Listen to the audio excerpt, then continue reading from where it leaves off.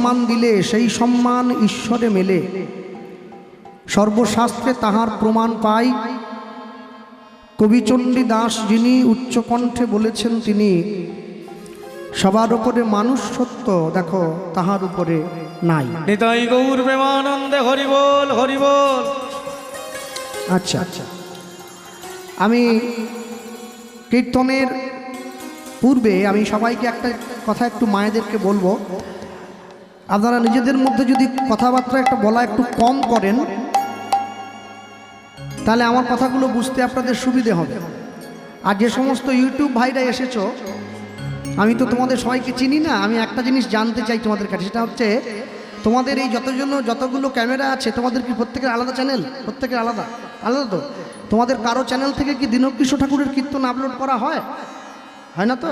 ঠিক আছে, তোমার হয় নাকি? ঠিক আছে, দীনকৃষ্ণ ঠাকুরের কীর্তন যে চ্যানেলে আপলোড হয় আমি সেখানে ইউটিউব করতে দেই না। ঠিক আছে, হ্যাঁ। আমি সবার আগে বলতে গিয়ে বলবো, পৃথিবীতে যে মানুষ সকলে ভগবানকে মানবে এরকম কোনো কথা নেই। যার ভালো লাগে সে মানে, যার ভালো লাগে না সে মানে না। যার ভালো লেগেছে সে কার্তিক মাসে নিরামিষ খেয়েছে, যার ভালো লাগেছে সে কার্তিক মাসে ব্রত মাস করেছে, আবার যার ভালো লাগেনি সে কার্তিক মাসে বেশি বেশি করে মাছ মাংস খেয়েছে, সেটা তার ব্যক্তিগত ব্যাপার। আমি ওইখানে হাত বাড়াবো না। কিন্তু সব থেকে আমার সমস্ত যারা মাইকের মাধ্যমে শুনছেন, যারা এখানে বসে শুনছেন, সকলের কাছে আমার একটাই কথা থাকবে, সেটা হচ্ছে মানুষ হিসাবে মানুষ যেন কাউকে ছোট না করে, তাকে কিন্তু আমি পছন্দ করি না। কেন? সবার আগে মনে রাখতে হবে, যারা আপনারা এত হাজার হাজার লক্ষ লক্ষ টাকা দিয়ে আমাদের মতো কীর্তনীয়দেরকে ডেকে আনেন আমাদের মুখ থেকে ভগবানের কথা শুনবেন বলে, তাহলে এখন প্রশ্ন আসতেই পারে, আজকে আপনাদের এখানে আমি এসেছি, বিশ্বরূপ হালদার আপনাদের গ্রামের ছেলে, কীর্তন করে, হ্যাঁ, আমার ভাতৃ সমতুল্য, ওকে আমি ভাই বলি, তো সেই সূত্র ধরে আমি আজকে আপনাদের এখানে এসেছি।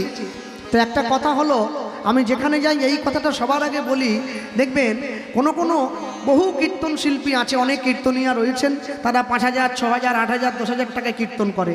আবার এমনও কীর্তন শিল্পী আছে যাকে 1 লক্ষ টাকা গুনতে হয় 3 ঘন্টা কীর্তন শোনার জন্য, তাও তার ডেট সব দিন ফাঁকা পাওয়া যায় না, বলে এ ফাল্গুনে হচ্ছে না, সামনের ফাল্গুনে নাও। তাহলে মানুষের কি পয়সা বেশি হয়েছে যে 1 লাখ টাকা করে দিয়ে দিচ্ছে, তাও তার ডেলি বুকিং আছে? প্রথম কথা। দ্বিতীয় কথা হলো, সে যদি পয়সা পায় সে নিয়ে নিচ্ছে। 3, অনেকে হয়তো বলবে ডেট ফাঁকা আছে, ইচ্ছে করে দিচ্ছে না রেট বাড়াবার জন্য। আরে নাই মামার থেকে কানা মামা ভালো, একটু আসলে লাভ তো ছিল, তাহলে না বললো কি জন্য? মানে ডেটটা ওর বুকিংই আছে। তাহলে আমার কথা হলো, যে কথাটা আমি বলছি, আজ থেকে 538 বছর পূর্বে কলিকালের মাটিতে শ্রীকৃষ্ণ চৈতন্য মহাপ্রভুর শুভ আবির্ভাব, এই কথাটাই একটা 6,000 টাকার কীর্তনীয়া সেও দাঁড়িয়ে বলে, আজ থেকে 538 বছর পূর্বে কলিকালের মাটিতে শ্রীকৃষ্ণ চৈতন্য মহাপ্রভুর আবির্ভাব। তাহলে আমার কেন 5,000? আর যে 1 লক্ষ টাকা নিয়ে এই কথাটা বললো তার কেন 1 লক্ষ? সেইটা বিচার করতে হবে আপনাদের। কেন জানেন? যারা জ্ঞানী গুণী জানাচ্ছে, লক্ষ্য করবেন, প্রত্যেকটি শিল্পীর, প্রত্যেকটি কীর্তনীয়ার গায়কই আলাদা, প্রত্যেকের পরিবেশনের ঢং আলাদা, প্রত্যেকের কথা বলার মিষ্টতা আলাদা, প্রত্যেকের স্বাদ আলাদা। যে কীর্তনীয়ার কথায় যত স্বাদ আছে তার বাজার তত বেশি আছে। আমার স্বাদ 3,000 টাকার, আমার দাম 3,000, তার স্বাদ 1 লাখ টাকার, তার দাম 1 লক্ষ টাকা। আমার বাড়ির মাও রান্না করে, আমার পাশের বাড়ির যে মা সেও রান্না করে। তাহলে আমার বাড়ির রান্না, আমার মায়ের হাতের রান্নাটা মোটেই ভালো লাগে না, বাড়ির কেউ ভালো বলে না।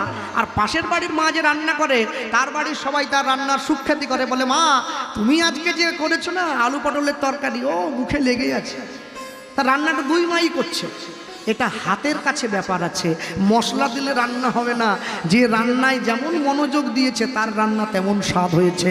যে কীর্তনে যেমন শিক্ষা অর্জন করেছে তার দাম সেরকম হয়েছে। যার শিক্ষা 5,000, এই যে আমার দাম 5,000, যার শিক্ষা 1 লক্ষ টাকার তার দাম 1 লক্ষ, তাও তাকে শোনার জন্য মানুষে ভিড় করে ছুটে যাচ্ছে 30 কিলোমিটার গাড়ি নিয়ে। মনে রাখবেন, ভগবানের কথা কোনোদিন বিক্রি করার ক্ষমতা কারণ নেই, আর ভগবানের কথা কিনে নেবে এ ক্ষমতাও কারণ নেই। মহাপ্রভু এক জায়গায় বলতে গিয়ে বলেছিলেন, কীর্তনীয়ার পরিশ্রম জানে গৌর রায়। একজন কীর্তনিয়ার কতখানি পরিশ্রম হয়, এই পরিশ্রমটা একমাত্র মহাপ্রভু বোঝে। যদি সে মহাপ্রভুর পদাঙ্ক অনুসরণ করে কীর্তন করে তবে বুঝবে। আর যদি সে আসরে ওঠার আগে 3 ঘন্ট মাল খেয়ে ওঠে তাহলে কিন্তু সে বুঝতে পারবে না। কারণ সে তো মদ খেয়েছে, সে মদের নেশায় যায়, এক পাশ থেকে আসবে সে বলতে থাকবে। মনে রাখবে, সৎ গুরুচরণ আশ্রয় করে গুরুদেবের চরণে বসে গুরুদেবের কাছে অনুমতি নিতে হয়। গুরুদেব, আপনি আমায় অনুমতি দিন, আমি কীর্তন গাইতে যাচ্ছি। যদি গুরুদেব অনুমতি দেয় তুমি যাও, তবে আসরে দাঁড়িয়ে কথা বলতে হবে, না হলে বলা যাবে না। মনে রাখবে, কোনোদিন কোনো মানুষের প্রাণে ব্যথা দিয়ে, কোনো শ্রোতার প্রাণে ব্যথা দিয়ে, কোনো ভক্তের প্রাণে ব্যথা দিয়ে মানুষ বেশি দূর এগিয়ে যেতে পারবে না। যার জন্য বলা হয়েছে, শোনরে মানুষ ভাই, সবার ওপরে মানুষ সত্য, তাহার ওপরে নাই। এ কথাটা পশুদেরকে বলেনি, এটা মানুষদেরকে বলেছে। একটা বেড়ালের পেট থেকে যে বাচ্চাটা জন্ম হয়, ওটা জন্মানোর পরে বেড়াল হয়ে জন্মায়, ওকে আলাদা করে বেড়াল হতে হবে না। বাঘের পেট থেকে যে বাচ্চাটা জন্ম নিয়েছে, ওটা জন্মানোর পরে বাঘ হয়ে জন্মেছে, ওকে আলাদা করে বাঘ হতে হবে না। কিন্তু মানুষের পেট থেকে যে বাচ্চাটা জন্ম নিয়েছে, ওকে মানুষ হতে হয়। তার জন্যে বড়দের পায়ে ছোটরা হাত দিয়ে প্রণাম করলে বড়রা মাথায় হাত দিয়ে বলে, বাবা মানুষ হও। কেন মানুষ হতে বলছেন? কেন? আমার কি শিং বেরিয়েছে দুটো, নাকি আমাকে দেখতে বানরের মতো মনে হচ্ছে? বলে না, ওটা বলিনি, তুমি মানুষ আছো, কিন্তু তোমার মনুষ্যত্বের বিকাশ হোক, আমি এই আশীর্বাদটা তোমায় করছি। নিতাই গৌর প্রেমানন্দে হরি বল, হরি বল। ভক্তমণ্ডলী মায়েরা, আজ থেকে 538 বৎসর পূর্বে কলিকালের মাটিতে শ্রীকৃষ্ণ চৈতন্য মহাপ্রভু মানুষের দরজায় এসে এই কথাটাই বললেন, জীব নিত্য কৃষ্ণ দাস ইহা ভুলি গেল, মায়া পিশাচি জীবের গলেতে বান্ধিল। কৃষ্ণ নাম কর জীব, আর সব মিছে, পলাইবার পথ নাই, দেখো জম আছে পিছে। কলিযুগের মানুষের কাছে সব আছে, গাড়ি বাড়ি টাকা পয়সা বিষয় সম্পত্তি, অভাব কিছু নেই। কলিযুগের মানুষের একটা জিনিসের বড় অভাব, সেটা হচ্ছে মানুষের জীবনে শান্তির বড় অভাব। মনে রাখবেন, মানুষ পয়সা দিয়ে অনেক বড় একটা বাড়ি তৈরি করতে পারে, কিন্তু পয়সা দিয়ে কোনোদিনও শান্তি কিনতে পারবে না। পয়সা দিয়ে বাজার থেকে অনেক দামি দামি বই কিনে আনা যায়, কিন্তু পয়সা দিয়ে কোনোদিনও বিদ্যা কিনতে পাওয়া যায় না। পয়সা দিয়ে বাজার থেকে অনেক দামি একটা পালঙ্ক কিনে আনা যায়, কিন্তু পয়সা দিয়ে কোনোদিনও ঘুম কিনতে পাওয়া যায় না। পয়সা দিয়ে বাজার থেকে অনেক দামি দামি সোনার গহনা কিনে আনা যায়, কিন্তু পয়সা দিয়ে কোনোদিনও দৈহিক সৌন্দর্যকে কিনতে পাওয়া যায় না। আর পয়সা দিয়ে ভালো ভালো পোশাক কিনে পরে ভালো মানুষ সাজার অভিনয় করা যায়, পয়সা দিয়ে কোনোদিন মনুষ্যত্ব কেনা যায় না, ওটা অর্জন করে নিতে হয়। নিতাই গৌর প্রেমানন্দে হরি বল, হরি বল। মানুষের সাজে মানুষের বেশে ভগবান গিয়ে দাঁড়িয়েছেন মানুষের মাঝে। বৈষ্ণব মহাজন লিখছেন, দূরমতি অতি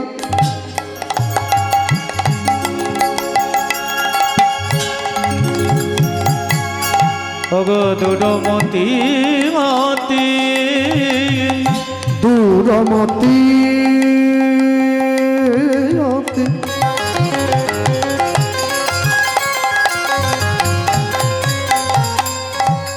দেখো ভাই পতি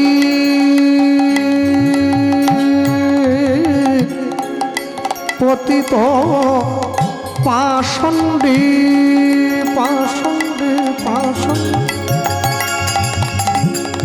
ওগো দূরমতি অতি,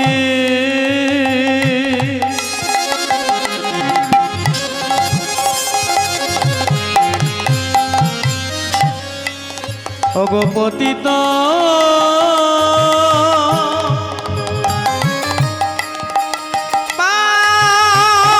পাষণ্ডী, নানা প্রাণে না মারিল, প্রাণে না মারিল, কাঁধে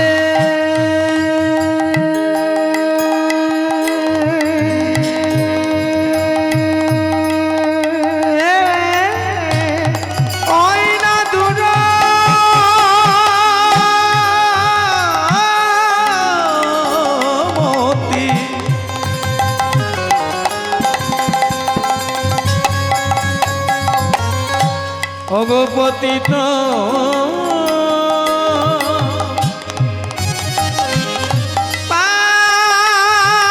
পাষণ্ডী, ওগো প্রাণে না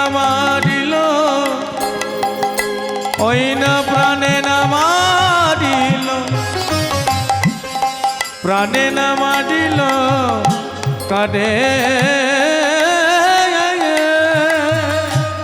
যেখানে কীর্তন হয় সেখানে মহোৎসব হয়। কেন?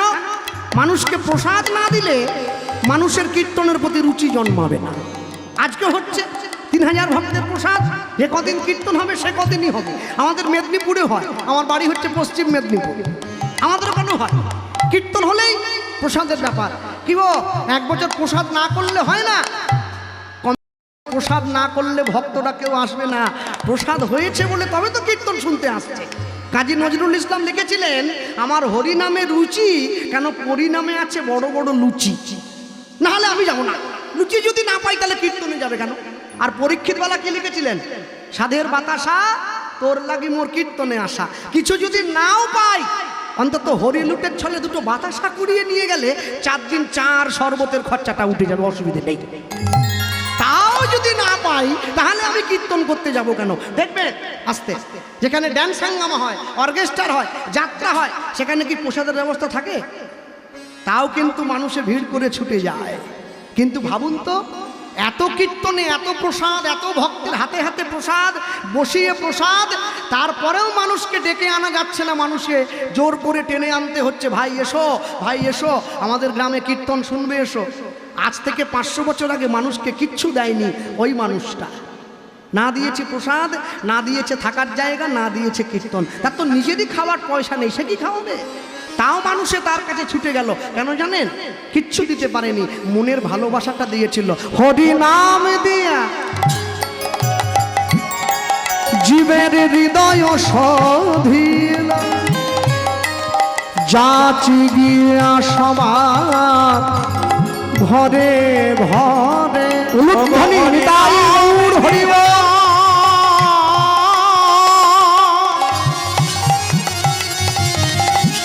জীবের হৃদয় শোভিল, যাচি গিয়া জীবের ঘরে ঘরে। হরি নাম দিয়া জীবের হৃদয় শোভিল, যাচি গিয়া সবার ঘরে ঘরে। ওগো হরি নাম দিয়া জীবের হৃদয় শোভিল, যাচি গিয়া জীবের ঘরে ঘরে। ভাই যেচে সেধে হরি নাম দিল, সেজে যেচে সেজে হরি নাম দিল। দেখো ভাই যেচে সেধে হরি নাম দিল, সেজে যেচে সেজে হরি নাম দিল। ওই দেখো ব্রাহ্মণ চণ্ডাল মানে নিষেধে, সেজে যেচে সেজে হরি নাম দিল। দেখো জাতের বিচার করে নিষেধি, সেজে যেচে সেজে হরি নাম দিল। দেখো জগাই মাদাইয়ের মতো মাতালকে হরি নাম দিল, যেচে সেজে হরি নাম দিল। মলয় চাঁদ কাজীর মতো মুসলমানকে কৃষ্ণ প্রেম দিল, যেচে সেজে হরি নাম দিল। দেখো চপল গোপালকে উদ্ধার করে ওই যেচে সেজে হরি নাম দিল। জীবের হাতে ধরিল পায়ে পড়িল, ওই যেচে সেজে হরি নাম দিল। কাউকে বাকি রাখেনি সেদিন নিতাই গৌর হরি বল। কাউকে বাকি রাখলো না, যেচে সেজে নাম দিল। যেচে সেজে নাম দিল, হরি নাম দিয়া জীবের হৃদয় শোধিল, যাচি গিয়া জীবের দ্বারে দ্বারে। মানুষের দরজায় মানুষের সাজে ভগবান গিয়ে দাঁড়িয়ে পড়েছে। যে তাকে ভালোবাসলো সেও তার নাম নিল, যে তাকে ভালোবাসেনি সেও তার নাম নিল। তফাৎটা কি হলো? যার পেটে খিদে ছিল সে খাওয়ারের গুণাগুণ বিচার করলো না, সামনে যা পেলো তাই খেলো। আর যার পেটে খিদে ছিল না সে বলল ডালে তেল নেই, আলু ভাজায় নুন বেশি হয়েছে। যার হরিনাম গ্রহণের খিদে ছিল সে 20 কিলোমিটার দূর থেকে সাইকেল চালিয়ে কীর্তন শুনতে চলে এলো। আর যার হরিনাম গ্রহণের খিদে নেই সে বাড়ির পাশে হরিনাম হচ্ছে জেনেও বাড়িতে দরজা জানলা বন্ধ করে টিভিতে স্টার জলসায় অনুরাগের ছোঁয়া চালিয়ে দিল। দুজনেই মানুষ, তবে তফাৎ কি? তফাৎটা হচ্ছে এইটাই, গ্রহণযোগ্যতা কার কেমন আছে তার উপরে নির্ভর করে। মনে রাখবেন, হ্যাঁ, অনেক অনেক সময় আমি শুনতে হয়েছে আমাকে। আমাদের গতকালকে গান ছিল একদম ডায়মন্ড হারবার, তা আমার পরে অনেক বড় শিল্পী উঠেছিল, অনেক দামি শিল্পী। তা কমিটি এসে আমাকে বলছে দাদা লোক নেই, চলিয়ে গেল। তা আমি তাদেরকে বললাম দেখো ভাই, সবসময় দামি শিল্পী আনলেই যে লোক হবে এর কোনো মানে নেই। বলে কেন? এত বড় শিল্পী এনেছি, ইউটিউবে এত ভাইরাল, লক্ষ লক্ষ লোক দেখছে, লোক নেই কেন? আমি শোনো, সব খাবারের গ্রহণযোগ্যতা সবার থাকে না। মানুষ তো বুঝে খাবে যে কোনটা খাবো আর কোনটা খেলে পেট খারাপ হয়ে যাবে, যেটা খেলে শরীর খারাপ হবে আমি কেন খাবো, বাড়ি গিয়ে ঘুমিয়ে থাকবো। মনে রাখবেন, সব সময়ের জন্য যেখানে কীর্তন হবে একবার হলেও যদি রাস্তা দিয়ে চলে যান একটু কান বাড়াবেন। কেন জানেন? অনেক সময় কি হয় জানেন, কান বাড়াতে বাড়াতে এমন একটা কথা কানে এলো যেটা হলে আপনার জীবন বদলে যেতে পারে। কান বাড়াতে হয়। মানুষ যদি একটা ডাক্তারকে দেখিয়ে রোগ ভালো না করতে পারে, ডাক্তার পরিবর্তন করে আবার একটা ডাক্তার দেখায়। তা আপনি একজনের গান শুনবেন কেন? আপনি 1000 জনেরটা শুনুন না, কানে ফেলুন না, দেখবেন ঠিক ফেলতে ফেলতে কোনো না কোনো ডাক্তারের ওষুধে ঠিক আপনার রোগটা ওষুধে পড়ে যাবে।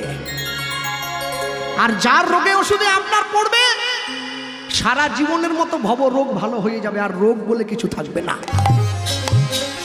হ্যাঁ, মনে রাখবেন, সারা পশ্চিমবাংলায় যত জায়গায় কীর্তন হয়, হাওড়া, হুগলি, নদিয়া, মুর্শিদাবাদ, পুরুলিয়া, ঝাড়খণ্ড, বাঁকুড়া, সব জায়গায় যত কীর্তন হয় সব থেকে বেশি কীর্তন দক্ষিণ 24 পরগনায় হয়। এত কীর্তন কোনো জেলায় হয় না।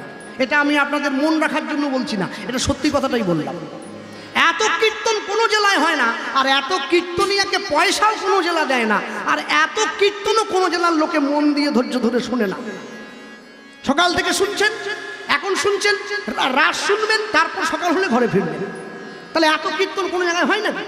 কিন্তু দেখুন আশ্চর্য কি জানেন, দক্ষিণ 24 পরগনায় কীর্তনও বেশি, দক্ষিণ 24 পরগনায় মারামারিও হয় সব থেকে বেশি। দক্ষিণ 24 পরগনা কীর্তন বেশি, দক্ষিণ 24 পরগনা পুলিশের খাতায় আসামির সংখ্যাও সব থেকে বেশি।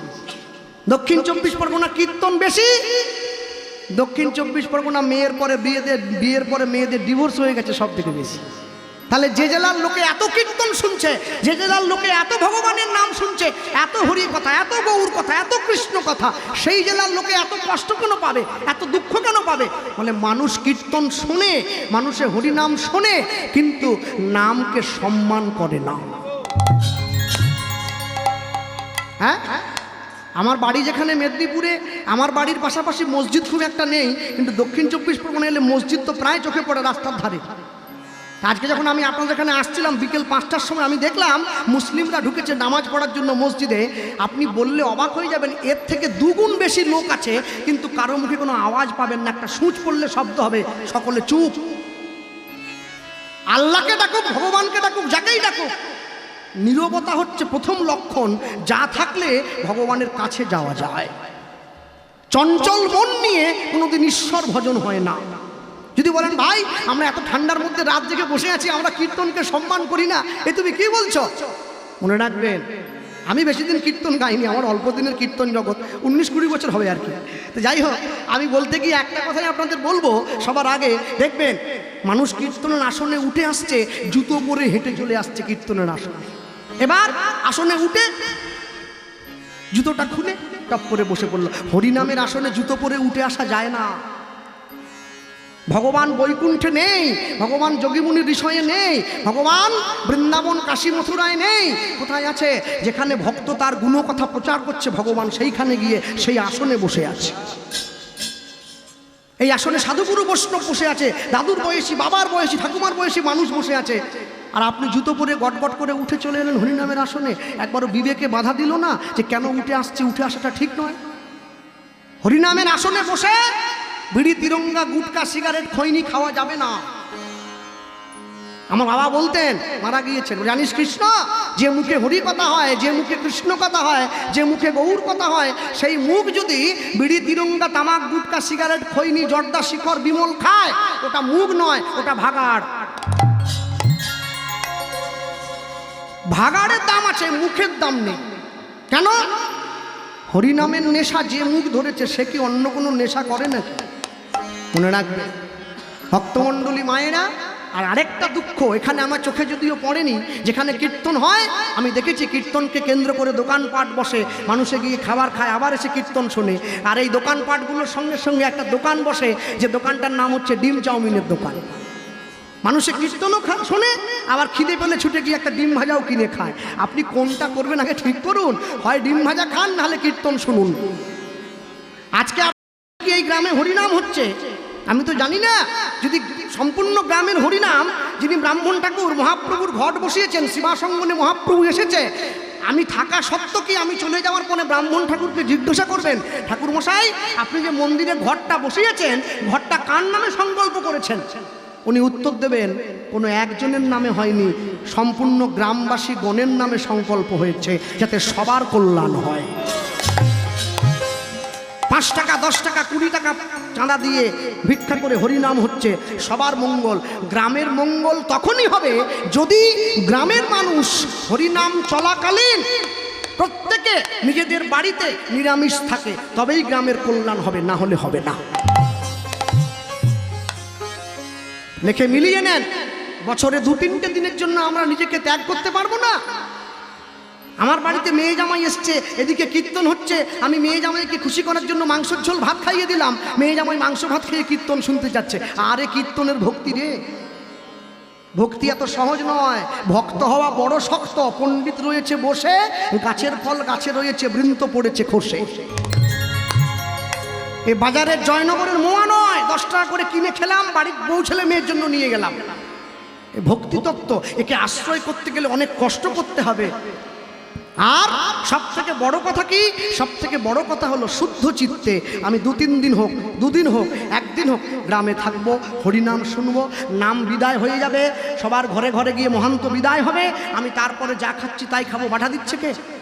মনে রাখবেন ভক্তমণ্ডলী মায়েরা, বৈষ্ণব মহাজন প্রেমানন্দ দাস ঠাকুর সবার অন্তিমে গিয়ে কলম দিচ্ছেন, একদম শেষে গিয়ে লিখলেন, কি লিখছেন মনে রেখো, এ তিন ভুবন আনন্দে ভরিল, উঠিল মঙ্গল হরি হরি বল, উঠিল মঙ্গল। এ তিন ভুবন আনন্দে ভরিল, উঠিল মঙ্গল এ তিন ভুবন আনন্দে ভরিল, উঠিল মঙ্গল।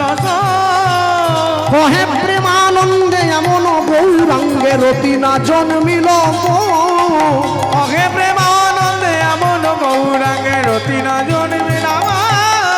ভাই কহে প্রেমানন্দে এমন গৌরাঙ্গে রতিনা জন্মিল, কহে প্রেমানন্দে এমন গৌরাঙ্গে রতিনা জন্মিল। বলি আমার ভাগ্যে হলো না গো, আমার ভাগ্যে হলো না গো, আমার ভাগ্যে হলো না গো, আমার ভাগ্যে হলো না গো, সবাই তোমার নাম নিল, আমার ভাগ্যে হলো না গো, সবাই তোমার নাম নিল, আমি পতিত পড়ে রইলাম, নিতাই গৌর হরি বল। আমি পতিত পড়ে রইলাম, সবাই তোমার নাম নিল, আমার ভাগ্যে হলো না গো। কহে প্রেমানন্দে এমন গৌরাঙ্গ রতিনা জন্মিল মোর, কহে প্রেমানন্দে এমন গৌরাঙ্গে রতিনা জন্মিল। এ তিন ভুবন আনন্দে ভরিল, উঠিল মঙ্গল স্বর, মঙ্গল কহে প্রেমানন্দে এমন গৌরাঙ্গে এমন গৌরাঙ্গে রতিনা জন্মিল মোর। পাল রতিনা, রতিনা জন্মিল মোর। ছোট্ট করে গৌরচন্দ্রিকা শুনলাম, লীলা মাধুর্যের মধ্যে প্রবেশ করি, যা গাই। এই জায়গায় বলতে গিয়ে আমি বলবো, সবার আগে আমি শুরুতেই দাঁড়িয়ে বলেছিলাম যেখান থেকে আমি এসেছি পশ্চিম মেদিনীপুর জেলা। তো আমাদের বাড়ি হচ্ছে পশ্চিম মেদিনীপুরের একবারে শেষ মাথা, মানে যাকে আপনারা 24 পরগনার লোক এক কথায় জঙ্গলমহল বলে জানেন। মাওবাদী এলাকা, মাওবাদী সবসময় খুন খারাপি টারাপি ছুরি টুরি নিয়ে আমাদের কারবার, বুঝতে পারছেন। আর একবারে লাল মাটির জায়গা, যত বৃষ্টি হোক একবারে শুকনো থাকে, ওই জন্য আমাদের মনও শুকনো, আমাদের প্রেমও নাই আর ভক্তিও নাই। যাই হোক, হ্যাঁ, আর মেদিনীপুরের লোক একটা জিনিস বেশি খায়, মানে আমাদের দিকের লোক, আর সেটা কি জানেন, ওই মহুলের রস, যা খেলে নেশা হয় আর কি। আমি বলতে গিয়ে বলবো, আমাদের এই মেদিনীপুর জেলাটা শেষ হয়ে গেলে একটা জেলা পড়ে, তার নাম হচ্ছে বাঁকুড়া জেলা। অনেকে ঘুরতে গিয়েছেন, অনেকে কর্মসূত্রেও যায়, নানা কর্মেও যায়, কাজেও যায়। এই বাঁকুড়া হচ্ছে একদম লাল মাটির দেশ, একদম শুকনো। আমাদের ওখান থেকে শুরু হয়, এরপর যত ওদিকে যাবেন শুধু গরম বাড়বে আর লাল মাটি শুকনো। বাঁকুড়া, পুরুলিয়া একদম সব শুকনো, রাঢ় দেশ যাকে বলা হয়। তাই বাঁকুড়াতে যদি কোনোদিন কেউ যান বা যারা গিয়েছেন, এই বাঁকুড়াতে বিখ্যাত একটা গ্রাম আছে, যে গ্রামটার নাম হচ্ছে বিষ্ণুপুর, ইতিহাসের খাতায় আছে। এই বিষ্ণুপুর নামে যে গ্রামটা, আপনি যখনই বিষ্ণুপুর গ্রামে ঢুকছেন, আপনি বিষ্ণুপুর গ্রামে ঢুকতে গিয়ে সবার ওপরে দেখবেন একটা বড় করে সাইনবোর্ড দেওয়া আছে, ওখানে লেখা আছে আপনি ঐতিহাসিক বিষ্ণুপুরে প্রবেশ করছেন, একদম বড় করে। আপনি ঢুকলেন গ্রামের মধ্যে, ঢুকে আপনি দেখবেন রাস্তার দুদিকে বাড়ির মায়েরা বোনেরা সব বসে আছে, পোড়া মাটির জিনিস বিক্রি করছে। পোড়া মাটির জিনিস, মাটির শঙ্খ, মাটির কড়া, মাটির হাঁড়ি, মাটির খুন্তি, মাটির গ্লাস। বিষ্ণুপুরের পোড়া মাটির জিনিস গোটা পৃথিবী বিখ্যাত, সবাই জানে। মাটির শঙ্খ আবার বাজেও। ওই বিষ্ণুপুরে আরেকটা বিখ্যাত জিনিস আছে, ভগবানের এক বিশেষ অবতার ওই বিষ্ণুপুরে রয়েছে, সাক্ষাৎ ভগবান। হ্যাঁ, ওই বিষ্ণুপুরে যে ভগবান আছে, সেই ভগবানের নাম হচ্ছে মদন মোহন। ভগবান গোবিন্দ একটু নীল বর্ণের হয়, কোনো কোনো জায়গায় একটু একদম সোনালী বর্ণের হয়, কিন্তু মদন মোহনকে যারা দেখেছেন দেখবেন মদন মোহন একবারে কুচকুচে কালো, একদম কালো, চকচক করছে। বিষ্ণুপুরে যে মদন মোহন রয়েছে, এই মদন মোহন একদম কুচকুচে কালো। আশ্চর্য কি জানেন? আস্তে, এই যে আপনাদের মন্দিরে যে ভগবান বসেছেন রাধা গোবিন্দ যুগলে, এই ভগবানকে কিন্তু 1 বছর হোক, 2 বছর হোক, 3 বছর হোক, একবার করে শৃঙ্গার করতে হয়, রং দিতে হয়, নতুন বস্ত্র পরাতে হয়। বিষ্ণুপুরের মদন মোহন আজকে 400 বছর ধরে একই আসনে বসে আছে, তাকে কোনোদিন রাজা সাজানোও হয়নি, রঙও করা হয়নি। কিন্তু আপনি যদি কালকে গিয়ে দেখেন, আপনি দেখলে চিনতেই পারবেন না, এত পুরনো, দেখে মনে হবে এইমাত্র কিনে এনে কেউ বসালো। এটাই হচ্ছে তার লীলা। কেন? আমার সে চোখ এখনো হয় নাই যে চোখ দিয়ে আমি তাকে দর্শন করতে পারি। আমি তো ভগবানকে গেছি প্যান্ডেল দেখবো, মন্দির দেখবো। আমি মন্দিরে এসেছি, মালসা ভোগে কতগুলো সন্দেশ দিয়েছে, ওইটা দেখবো। সবাই তো ওটা দেখার জন্য যায় না। যে ভগবানকে দর্শন করতে গিয়েছে, তার চোখ কোনো দিকে যায় না, সে শুধুমাত্র ভগবানের দিকেই চোখ রাখে। হরিবাসরে দাঁড়িয়ে আলোচ্য লীলা মাধুর্য, লীলা পুরুষোত্তম মদন মোহন, মন দিয়ে আস্বাদন করবেন সকলে। আমি বলতে গিয়ে বলবো, বিষ্ণুপুরের মদন মোহন সবার আগে, আজ থেকে প্রায় 400 বছর পূর্বে, বেশি আগে, এই বাঁকুড়া বিষ্ণুপুরের মাটিতে একজন ক্ষত্রিয় বাড়ির ব্রাহ্মণ বাস করত, যে ব্রাহ্মণের নাম ছিল সনাতন দাস। নামটা মনে রাখুন সকলে। হ্যাঁ, ভগবান 4টে বর্ণের সৃষ্টি করেছেন। গীতায় বললেন, চতুর্বর্গং ময়া সৃষ্টম গুণ কর্ম বিভাগস। আমি জীবের গুণ আর কর্ম দেখে 4টে বর্ণের জন্ম দিয়েছি, ব্রাহ্মণ, ক্ষত্রিয়, বৈশ্য, শূদ্র। ভগবানের মুখ থেকে ব্রাহ্মণ, বুক থেকে ক্ষত্রিয়, মুখ থেকে ক্ষত্রিয়, উরু থেকে বৈশ্য, চরণ থেকে শূদ্রের জন্ম হলো। 4টে জাতি, যে যেমন কর্ম করবে সেই অনুযায়ী তাকে ফল দেওয়া হয়েছে। তাহলে শূদ্র কোথায় আছে? সবার নিচে, পায়ের থেকে জন্ম। তাহলে লোকে বলছে ভগবানের পা থেকে জন্মালে বুঝি ছোট হয়? হয় নাকি? না তো, কি করে হবে? বাড়িতে গুরুদেব এলে, স্কুলে ছেলেরা গেলে কোথায় পায়ে হাত দিয়ে প্রণাম করে? পায়ে হাত দেয়। তাহলে বাড়িতে যদি গুরুদেব আসে, যদি বাড়িতে টিউশন মাস্টারমশাই আসে, মাথায় তো ঠোকে না কেউ, সকলে পায়ে হাত দেয়। বিশ্বকবি রবীন্দ্রনাথ বলছেন, আমি আসিব যাইব তোমার চরণ সেবিব। আমি আসিব যাইব, তোমার মাথা টিপে দেওয়ার জন্য আসবো, তোমার পেটে হাত বোলাবার জন্য আসবো, কোথাও বলেন না। চরণের দাস হওয়ার জন্য সবাই গড়াগড়ি যায়। চরণ থেকে শূদ্রের জন্ম হয়েছে। আর যদি চরণ থেকে শূদ্রের জন্ম হয়েছে বলে চরণকে ছোট বলো, তাহলে বলবো গঙ্গা স্নান করে লাভ নেই। কেন? গঙ্গার জন্ম হয়েছে গোবিন্দের চরণ থেকে। চরণের গঙ্গাতে ডুব দিতে যাও আর চরণের সূত্রকে ছোট বলে মানো, এই বিচার তোমার চলবে না। এই সনাতন দাস নামে ক্ষত্রিয় ব্রাহ্মণ, তার কর্ম কি ছিল? তিনি কর্ম করতেন। তিনি দেশের হয়ে যুদ্ধ করতে যেতেন, যুদ্ধ করে দেশকে রক্ষা করতেন। সেখান থেকে যে অর্থ পেতেন তাই দিয়ে নিজের সংসারটা কোনো রকমে চলত। এই ব্রাহ্মণ সনাতন দাস নামে ব্রাহ্মণের সংসারে তার স্ত্রী ছিল, যে স্ত্রীর নাম হচ্ছে শিলাবতী। স্বামী স্ত্রী দুজনের সংসার। একদিনকে শিলাবতী গিয়ে নিজের স্বামীকে বলছে, স্বামী, যদি আমরা আজ থেকে রাধাকৃষ্ণের যুগল ভজন করতে পারি, আমাদের জীবনে বড় সুখ প্রাপ্তি হবে। হ্যাঁ, মনে রাখবেন, ভগবানের জন্য যদি আপনি 10 টাকা দেন, আপনি অপেক্ষা করুন, আপনি বুঝতে পারবেন ভগবান আপনাকে 100 টাকা করে ফেরত দিচ্ছে। কারো কাছে সে কোনো দিন ঋণী থাকে না, সে ঋণী থাকবে শুধুমাত্র রাধারানীর কাছে। আপনি রিটার্ন পেয়ে যাবেন, কারো কাছে সে ঋণী থাকে না। যেই বলেছে, স্বামী কি বলল, ঠিক আছে, আজ থেকে তুমি গোবিন্দ সেবা দেবে, আমি তোমায় অনুমতি দিলাম। ওই যে বৈষ্ণব মহাজন লিখছে, দেখো বিষ্ণুপুরে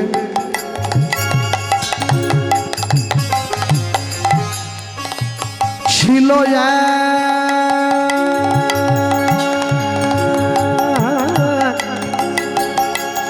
ছিল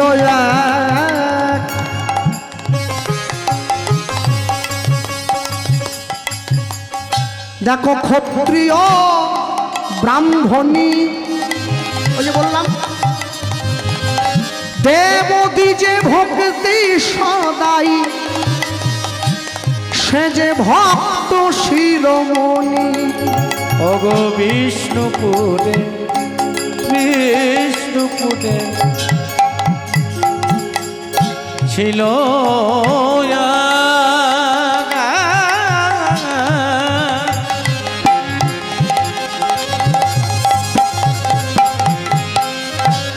ওগো ক্ষত্রিয় রমণী, ওগো দেবদী যে ভক্তি সদা, ভক্ত শিরোমণি। সদা কৃষ্ণ কৃষ্ণ কৃষ্ণ বলে, সদাই কৃষ্ণ কৃষ্ণ কৃষ্ণ বলে। দেখো গোবিন্দ কৃপা কর বলে, সদাই কৃষ্ণ কৃষ্ণ কৃষ্ণ বলে। ওগো আমি তোমার হলাম বলে, সদাই কৃষ্ণ কৃষ্ণ কৃষ্ণ বলে।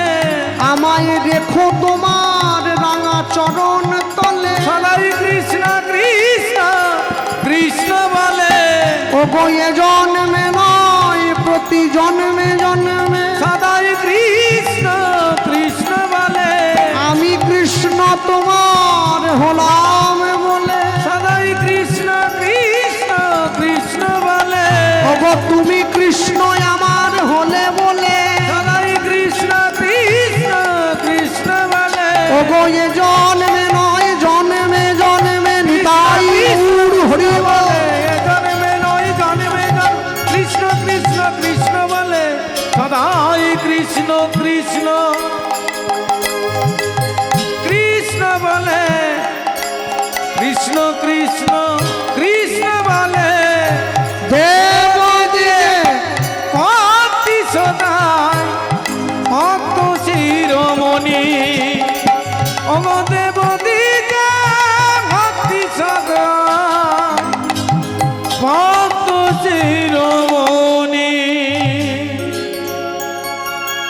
বাড়ির বাবা মা যদি চায়, কোনো বাড়ির সন্তানকে নিজের ছেলে মেয়েকে ডাক্তার তৈরি করতে পারে। আপনি যদি চান আপনি আপনার বাড়ির ছেলেকে ইঞ্জিনিয়ার করতে পারেন, আপনি যদি চান আপনার বাড়ির ছেলেকে আপনি মাস্টারমশাই তৈরি করতে পারেন, কিন্তু আপনি চাইলেই আপনার বাড়ির ছেলে মেয়েকে ভক্ত তৈরি করতে পারবেন না। পূর্বজন্মের স্বীকৃতি না থাকলে কোনোদিন ভক্ত হওয়া যায় না। তাহলে সবাই ভক্ত হয়ে যেত, দেশটা সাধুতে ভরে যেত। দেশ সাধুতে ভরেনি, দেশ চোরে ভরে গেছে। হ্যাঁ, আগে আগে যখন আমরা ছোট ছিলাম আমরা শুনতাম মানুষে পুলিশে অ্যারেস্ট হওয়ার ভয়ে খারাপ কাজ করতো না। বলে কেন? বলে পুলিশ যদি একবার ধরে নিয়ে যায়, বাঘে ছুলে 18 ঘা, পুলিশ ছুলে তার ডবল। তাহলে পুলিশ ধরে নিয়ে গেলে জেলে থাকতে হবে। আর জেলের ওই পোকা কম্বল, রাত্রেবেলা কম্বলের পোকাগুলো গায়ে কুটকুট কুটকুট করে কামড়াবে। তারপরে অন্ধকার ঘর, আর পুলিশ তো জেলে থাকলে ভালো খেতে দেয় না। কি দেয়? ওই সকালে একটা ডাল, একটা পোড়া রুটি, আবার রাতে একটু ডাল, একটা পোড়া রুটি। ভাই খারাপ কাজ করব না। তারপরে সরকার চিন্তা করলো, না, জেলগুলোকে একবারে ঝকঝকে তকতকে করে দাও, সব পরিষ্কার। এখন আর কম্বল দেয় না, এখন ব্ল্যাঙ্কেট দেওয়া হয়, যাতে ভালো করে আসামিরা ঘুমোতে পারে, নরম ব্ল্যাঙ্কেট। আর কম্বল ভালো দিয়েছে, খাওয়া দাওয়া একদম দারুণ হয়ে গেছে। কেন বলুন তো? জানেন কেন? যারা সরকার চালাচ্ছে সবাই সকলে জানে কি, আমাদেরকে একদিন জেলে গিয়ে ঢুকতে হবে। কারণ যে চুরি আমরা করছি আমরা বাইরে বেশি দিন থাকতে পারবো না। তাই আমরা জেলে গিয়ে ঢুকলে জেলের খাবার যদি খারাপ হয় আমাদের জীবন তো শেষ হয়ে যাবে। তাই আগে জেলটাকে ভালো করো, যাতে আমাদের কোনো কষ্ট না হয়, সাধারণ মানুষ সুখ পাক, আমরাও সুখ পাই। ওই জন্য দেখবেন এখন লোকে অপরাধ করতে ভয় পায় না। অপরাধ করে যাচ্ছে, জেলে গেল, খেয়ে দিয়ে মোটা হয়ে ঘরে চলে এলো। সে আবার লোককে এসে গল্প বলে, জেলে যা ভালো খাইয়েছে না, কি বলবো তোকে, যেন বিরাট কিছু একটা কাজ করে এসছে। মনে রাখবে, অপরকে ঠকিয়ে নিজে কোনোদিন সুখী হওয়া যায় না। কেন জানে?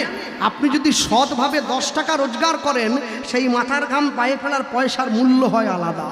আর লোককে ঠকিয়ে যদি 10 লক্ষ টাকা রোজগার করেন, ও পয়সার কোনো মূল্য থাকে না। ও পয়সা আজ আছে, কাল থাকে না। 3 ধরনের মানুষ কোনোদিন পৃথিবীতে কারো দুঃখ বোঝে না। 3 ধরনের মানুষ। কে? প্রথম হচ্ছে কারা? যারা পাপের খায়। দ্বিতীয় কারা? যারা বাপের খায়। তৃতীয় কারা? যারা অন্যকে ঠকিয়ে খায়। 3 ধরনের লোক কোনোদিন মানুষের দুঃখ বুঝবে না, বাকিটা বুঝতে পারবে। কেন? যার নিজের ঘরে চাল নেই সে কোনোদিন অন্যের ঘরের চিন্তা করে না, আগে নিজের চিন্তা করে। আর যার নিজের ঘরে চালের বস্তা ভর্তি থাকে সে জানে আমি খেলেই হবে, বাকিরা না খেয়ে মরলেও কোনো ক্ষতি নাই। একা একা কোনোদিন ভালো থাকা যায় না। ভগবানকে নিত্য নিত্য ডাকে, ভগবানকে গিয়ে চোখের জলে ভগবানকে ডাকছে, প্রভু।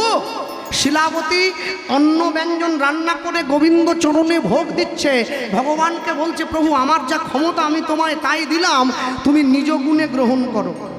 হ্যাঁ, আর এই স্বামীর সঙ্গে এক সংসারে থাকতে গিয়ে মা হয়ে গিয়েছিল সন্তান সম্ভবা মা। মাতৃগর্ভে সন্তান এসে গিয়েছে। যেদিন থেকে মা জানতে পেরেছে আমার গর্ভে সন্তান এসেছে, সেদিন থেকে মা কি করছে? গোবিন্দ চরণে গিয়ে নয়ন জলের পরিমাণটা বাড়িয়ে দিয়েছে।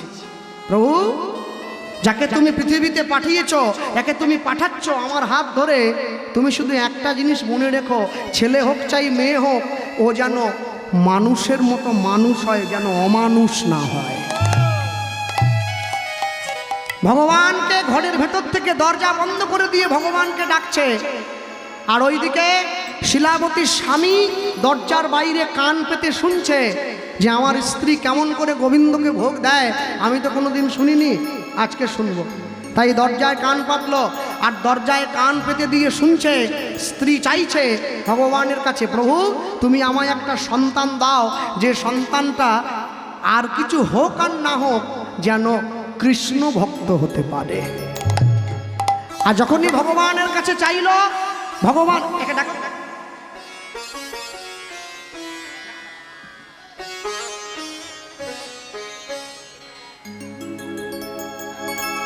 ধুলো মাখছিস কেন রে?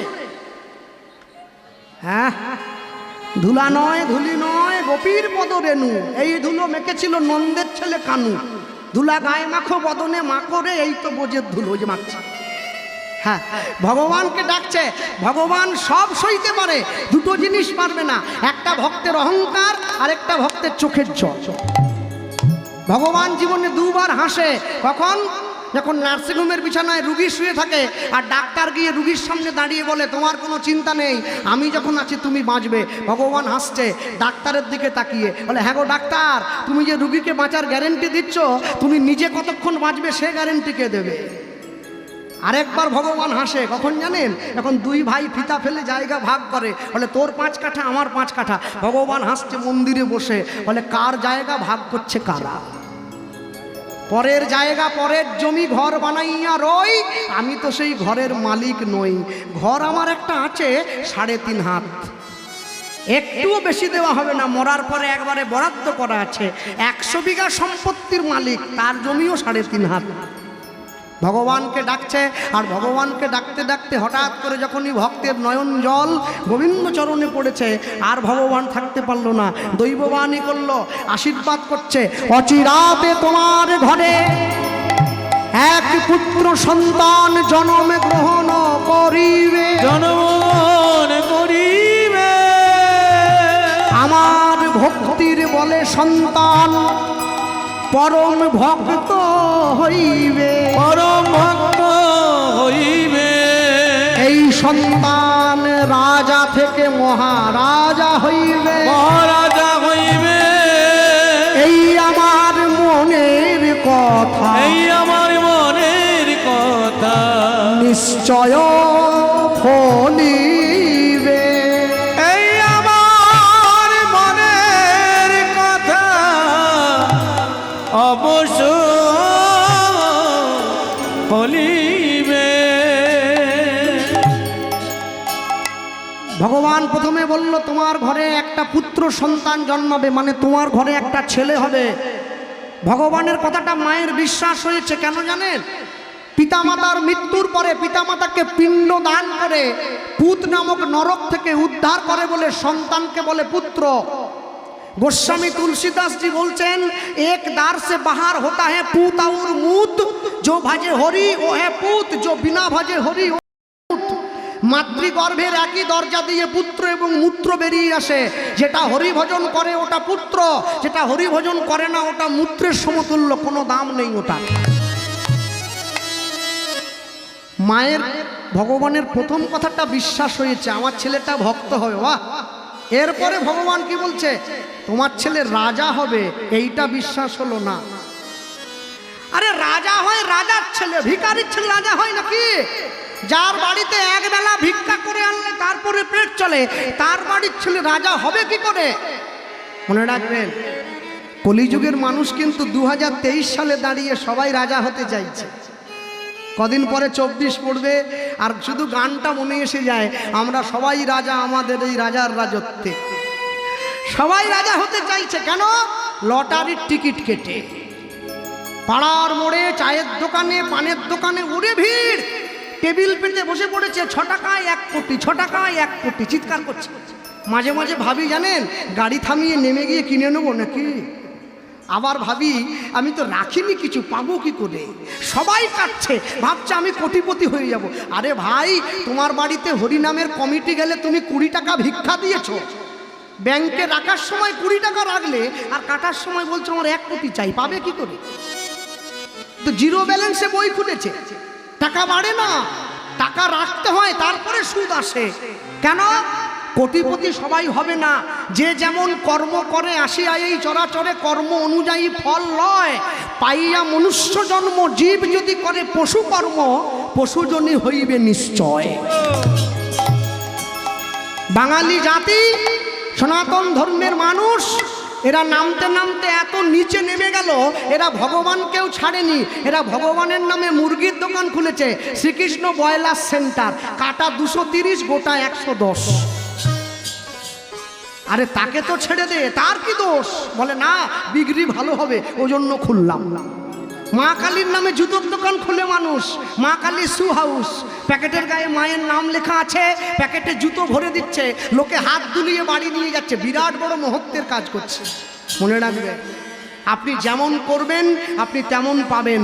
সারা জীবন ধরে উচ্ছে গাছ লাগিয়ে মরার সময় আম চাইলে পাওয়া যায় না, উচ্ছেই নিতে হয়। পাপ করেছ রাশি রাশি, ভোগ করবে না মাসি পিসি, ওটা আপনার গাছের ফল, আপনাকে নিতে হবে।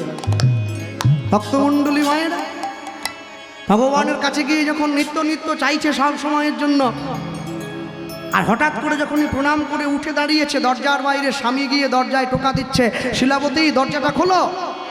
শিলাবতী ছুটে গিয়ে দরজাটা খুলে দিয়েছে। আর যখনই ছুটে গিয়ে দরজাটা খুলে দিয়েছে, দেখছে দরজার বাইরে স্বামী দাঁড়িয়ে আছে, হাতটা বাড়িয়ে দিয়েছে, দাও প্রসাদ দাও। আর যখনই হাতটা বাড়িয়ে দিয়েছে, দাও প্রসাদ দাও, এই প্রসাদ দেওয়ার মাত্র হাতটা বাড়িয়ে দিয়েছে তখনই শিলাবতীর স্বামী হাতে প্রসাদটা দিয়েছে, সনাতন দাসের হাতে প্রসাদটা দিয়ে বলছে, তুমি দরজার বাইরে দাঁড়িয়ে আছো কেন? বলছে, না না, দাঁড়িয়ে আছি কেন জানো, তোমাকে একটা মনের গোপন কথা বলবো বলে। কি কথা বলবো? হ্যাঁ, আগামীকাল সকালবেলায় আমি গয়া যুদ্ধে যাত্রা করব। না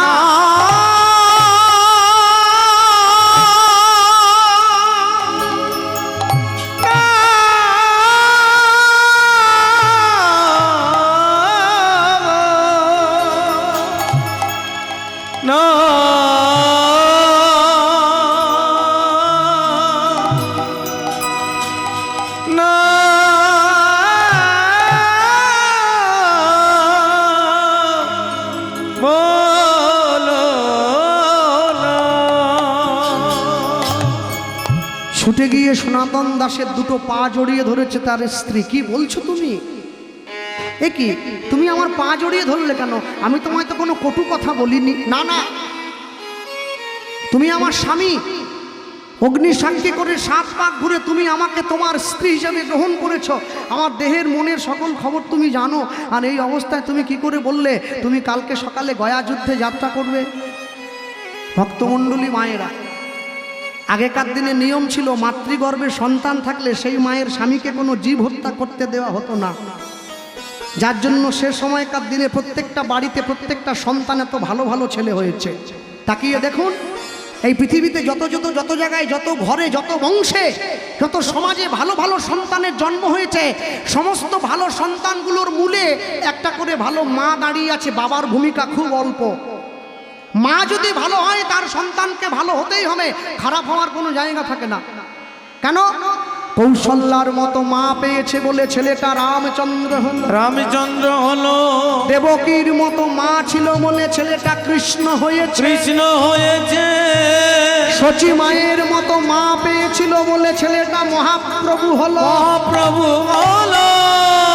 কয়াধুর মতো মা পেয়েছে বলে ছেলেটা ভক্ত প্রহ্লাদ হলো। সুনীতির মতো মা পেয়েছিল বলে ছেলেটা ধ্রুব হলো। যত জায়গায় যত ভালো ছেলেকে দেখবেন সব জায়গায় একটা করে ভালো মা আছে। হিরণ্যকশিপু দৈত্য ছিল, ছেলেটা প্রহ্লাদ হলো। কেন? মা কয়াধু বড্ড ভালো ছিল।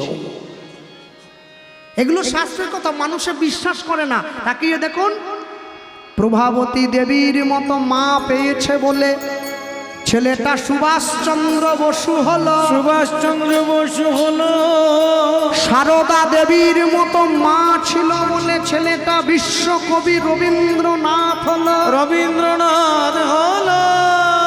ভগবতী দেবীর মতো মা ছিল বলে ছেলেটা বিদ্যাসাগর হলো।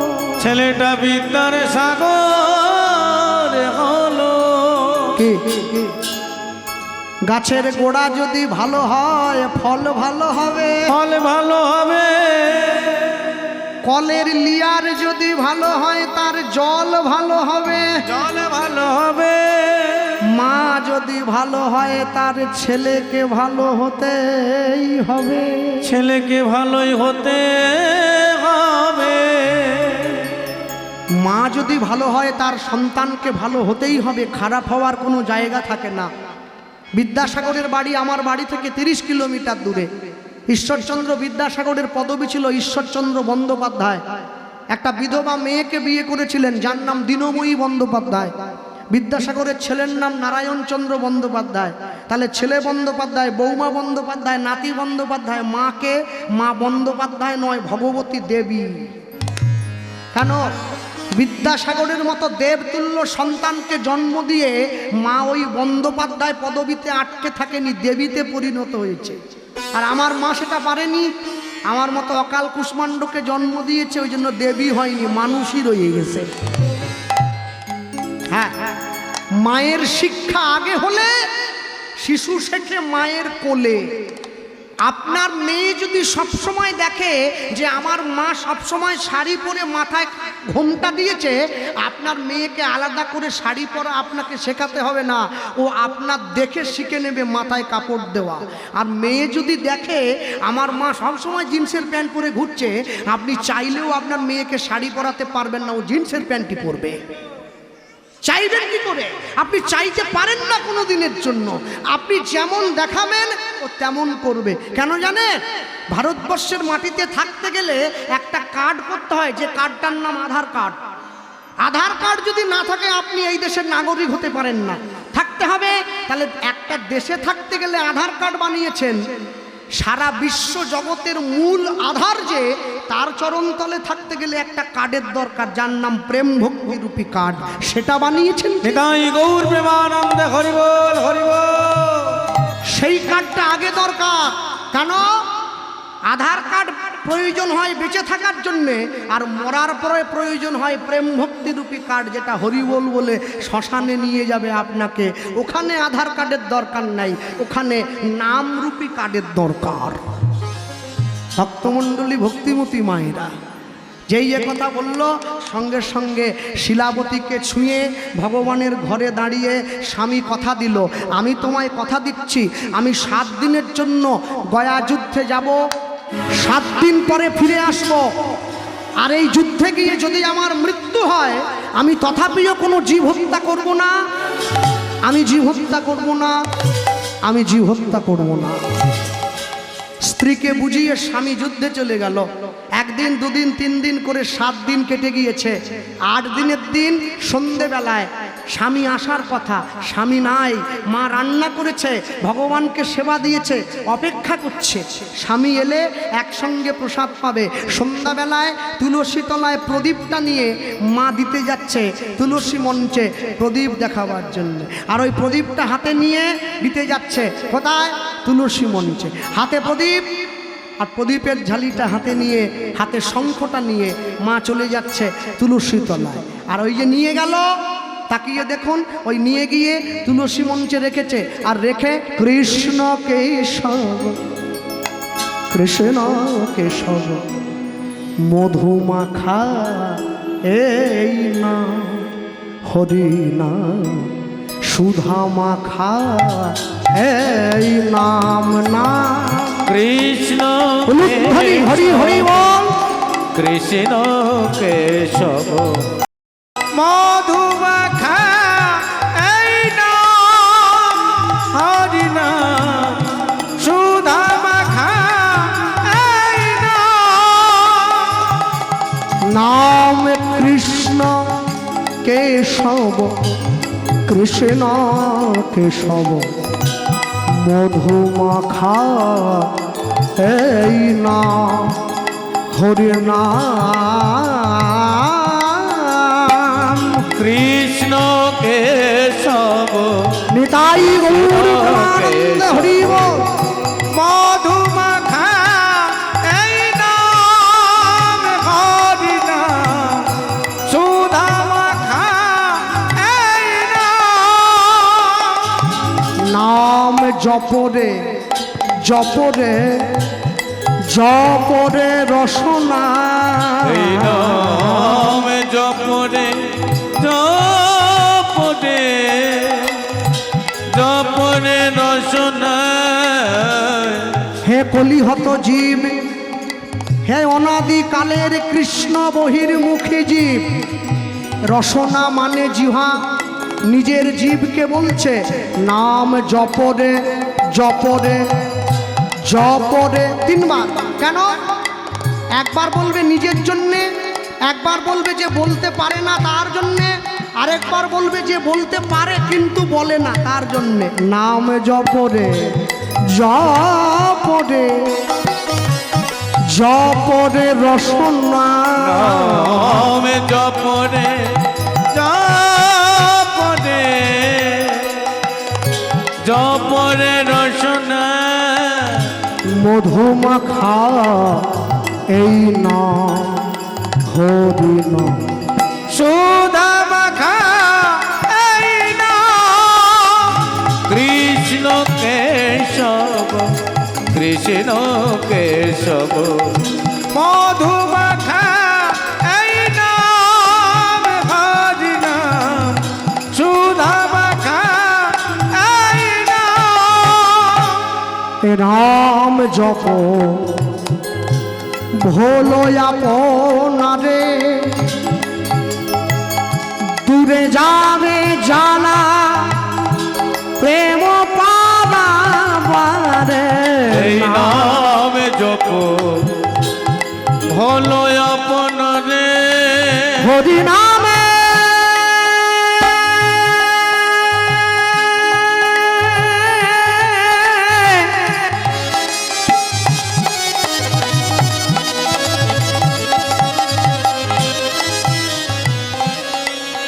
হরি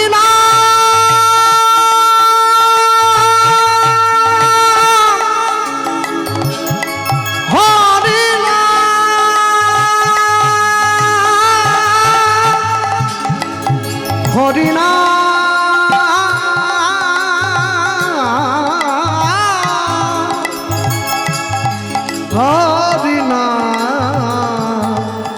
হরি হরি হরি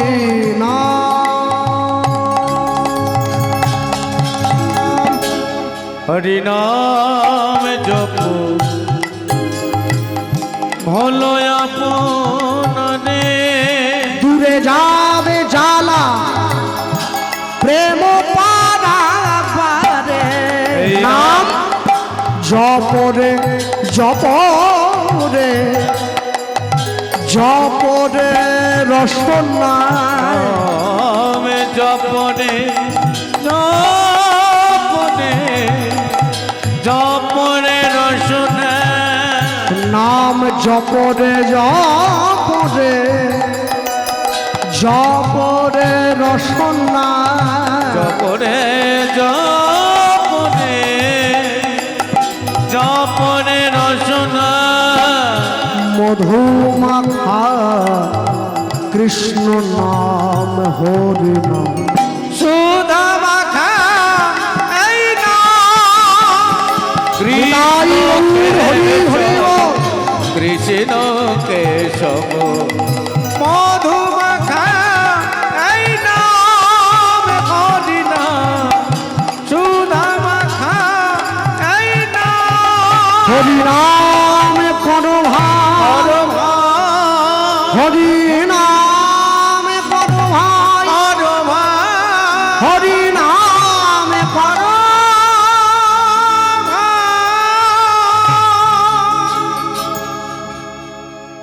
সন্ধ্যাবেলা তুলসী তলায় মা যখন প্রদীপটা নিয়ে দিতে গেল মায়ের হাত থেকে সন্ধ্যা প্রদীপটা মাটিতে পড়ে গেল। হিন্দু বাড়িতে নিয়ম আছে সন্ধ্যা প্রদীপ মায়ের হাত থেকে পড়ে গেলে সংসারে নাকি অমঙ্গলের চিহ্ন প্রকাশ হয়। যে মায়েরা বসে আছেন এখানে সকলের সন্ধে দেন তো বাড়িতে প্রতিদিন, আজকেও দিয়েছেন তো। তুলসী তলায় প্রদীপ দেন, শঙ্খ বাজান, একটা ঝাঁঝ কাশি আছে ওটা বাজান নিয়ে গিয়ে। আচ্ছা আস্তে ভালো করে বিচার করবেন, যখন আপনি তুলসী তলায় প্রদীপটা নিয়েছিলেন যে হাতে প্রদীপটা আছে শঙ্খটা কিন্তু ওই হাতে ধরা আছে। এবার প্রদীপটা ধরেছি হাতে শঙ্খটা আছে আর এই হাতে কাঁসরটা আছে। এবার নিয়ে তুলসী তলায় গেলাম, আমি প্রদীপটা রাখলাম, আমি শঙ্খটা বাজালাম। আপনি যখন শঙ্খটা তুলসী তলায় প্রদীপটা রেখে দিয়ে শঙ্খটাকে মুখ দিয়ে ফু দিয়ে বাজালেন, আপনার মুখ লেগে শঙ্খটা কিন্তু এঁঠো হয়েছে। কি হয়েছে? তাহলে আপনি এঁঠো হাতে শঙ্খটা বাজালেন, আবার সেই হাত দিয়ে প্রদীপটা ধরে নিলেন, প্রদীপটা এঁঠো হয়ে গেল। এবার আপনি ঘরে আসছেন, এবারে ওই এঁঠো প্রদীপটা আবার আপনি ঠাকুর ঘরে বাজাচ্ছেন, আবার মন্দিরে নিয়ে যাচ্ছেন। আমি যদি আপনাকে একটা এঁঠো থালায় সবসময় খেতে দেই, আপনি খেতে পারবেন কি? গৌর প্রেমানন্দে হরিবোল হরিবোল। ওকে ট্রেনিংটা ভালো দিয়েছি। হ্যাঁ একবারে জামাটা ফুঁড়ে দিল। আমি কথার দিকে ধ্যান রাখলে কি হবে, আমার ধ্যান ওখানে ছিল। গায়ে যদি ফুঁড়ে দেয় সেফটি পিনের জ্বালা, ওরে বাবা। হ্যাঁ যাক, এখন কথা হলো মানুষের হাত থেকে বাঁচার জন্য ওড়না একটা রেখেছে, কিন্তু লোকে সেই জামায় শুধু ফুঁড়ে দেয়। ও তার ব্যতিক্রম না, ও এসে ফুঁড়ে দিল। যাক, ভক্তমণ্ডলী মায়েরা মনে রাখবেন, তুলসী তলায় শঙ্খ নিয়ে গিয়ে বাজানোর সময় কোনোদিন শঙ্খটা ফু দিয়ে যখন বাজালেন, এঁঠো শঙ্খটা আবার ঠাকুর ঘরে বাজাচ্ছেন। আমি একটা বুদ্ধি বলে যাচ্ছি, কি করবেন জানেন? হাতে একটা ছোট্ট বাটিতে একটু জল রাখবেন। যখন শঙ্খটা বাজালেন, বাজানোর পরে একটু জলের ছিটে দিয়ে নেবেন। আবার প্রদীপটা নেবেন, অন্য জায়গায় বাজাবেন, আবার শঙ্খটা বাজানোর পরে জলের ছিটে দিয়ে নেবেন। আর যদি মনে করেন এতবার জলের ছিটে দিতে কষ্ট হবে, তাহলে সব জায়গায় শঙ্খ বাজানোর দরকার নেই। সব জায়গায় প্রদীপটা ঘুরিয়ে শেষে মন্দিরে প্রদীপটা রেখে একবার বাজিয়ে শঙ্খটা ধুয়ে তারপর রেখে দেবেন। হরি বল, হরি বল। হ্যাঁ, খুব ছোট ছোট অন্যায়ের জন্য আমাদেরকে বড় বড় শাস্তি পেতে হয়। ছোট ছোট অন্যায় আমরা জানি এটা কোনো কিছু হবে না, কিন্তু হবে, কিন্তু হবে। মনে রাখবেন, মায়ের হাত থেকে সন্ধে প্রদীপটা মাটিতে পড়ে গেছে।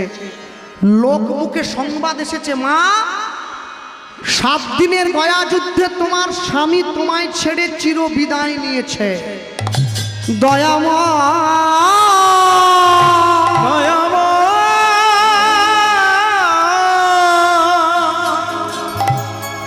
ছুটে গিয়ে ভগবানের চরণে আছাড় খেয়ে পড়েছে, প্রভু আমি কোনোদিন তোমার অযত্ন করিনি, আমি কোনোদিন তোমার সেবা ত্রুটি করিনি, আমি সাধ্যমতো তোমায় সেবা দিয়েছি, তাহলে আমার জীবনে এত কষ্ট কেন? মানুষ আমায় প্রশ্ন করে, আচ্ছা কৃষ্ণবাবু, আমরা কি ভগবানকে ভালোবাসি বলে আমাদের জীবনে এত কষ্ট? কই, যারা ভগবানকে ভালোবাসে না, পাপ কাজ করে, তারা তো ভালো আছে। আমি ভালোবাসি বলে এত কষ্ট কেন? না না, পরীক্ষা তারই নেওয়া হয় যে পড়াশুনো করেছে, যে পড়াশুনো করেনি তার কোনো পরীক্ষা নেই। ভালোবেসেছেন বলেই তো কষ্ট দিচ্ছে। কষ্ট না দিলে সে বুঝবে কি করে আপনি তাকে কতটা ভালোবাসেন? হ্যাঁ, বিশ্ব সংসার থেকে মা একা হয়ে গেল। গর্ভের মাঝে সন্তানটাকে নিয়ে পাড়ায় ঘুরে ঘুরে পাড়ার মানুষের কাছে গিয়ে মা বলতে লাগলো, তোমরা বলো এই বিপদের দিনে আমার উপায় কি হবে? পাড়ার লোকেরা মাকে বলল, মা এই জগতে যার কেউ নেই তার ভগবান আছে। ভাবছ বসে চলবে কিসে, তুমি ভাববার কে? তোমার ভাবনা যিনি ভাবছেন তুমি ভাবো তাকে। আজ থেকে যেখানে কীর্তন হবে, যেখানে হরিনাম সংকীর্তন হবে, ভগবানের লীলা গুণ কথা হবে, তুমি শুনতে যাবে, সে তোমায় পথ দেখাবে।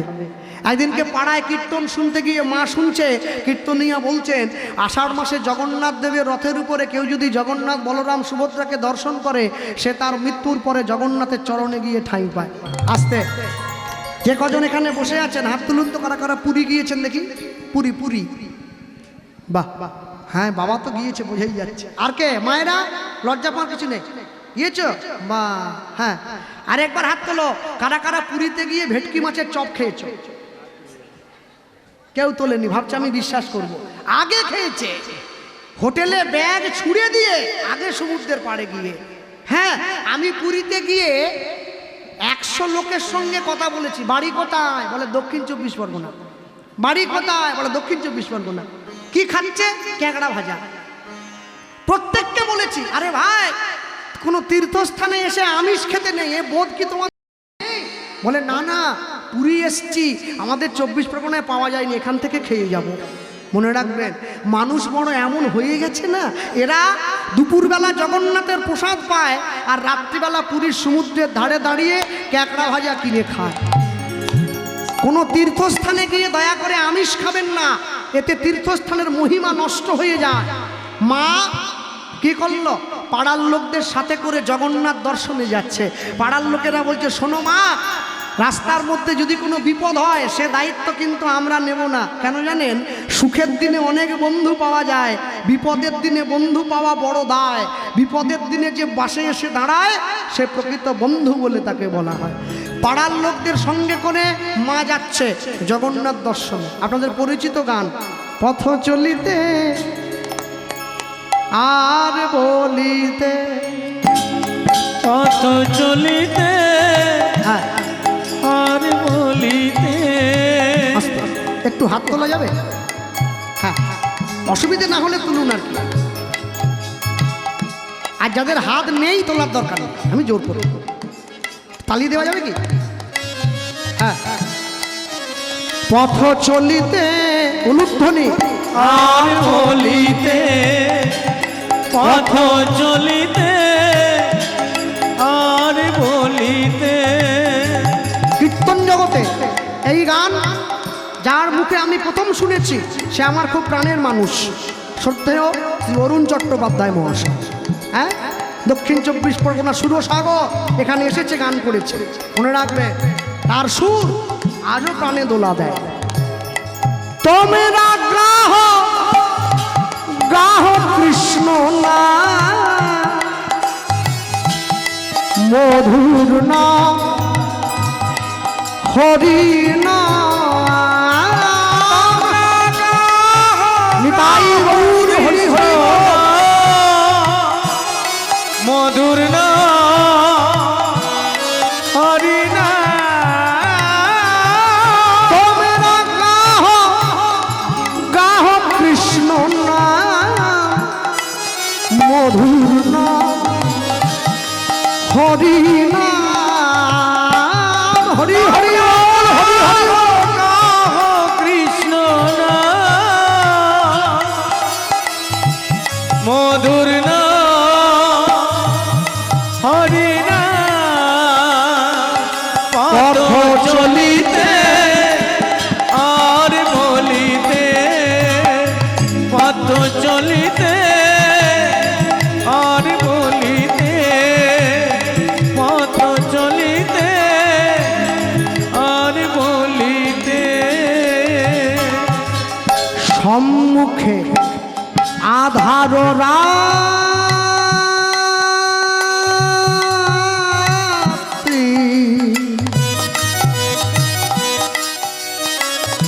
তুমি যে পথযাত্রী সম্মুখে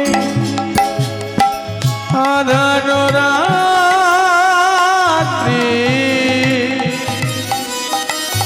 ওগো তুমি যে পথযাত্রী। মনে রাখবেন, যারা দূর থেকে কীর্তন শুনতে এসেছে তাদের প্রত্যেকের হাতে একটা করে টর্চ লাইট আছে। কেন? অন্ধকার রাস্তায় বাড়ি যাবে বলে। এইটুকু রাস্তা যাওয়ার জন্য হাতে টর্চ লাইট আনলেন। ও ভাই, তোমার জীবনের রাস্তা তো ঘোর অন্ধকার, সেখানে যাওয়ার জন্য একটা আলো জ্বালো, নামের আলো জ্বালবে, তাহলে জীবন অন্ধকারে তলিয়ে যাবে। সম্মুখে আধার রাত্রি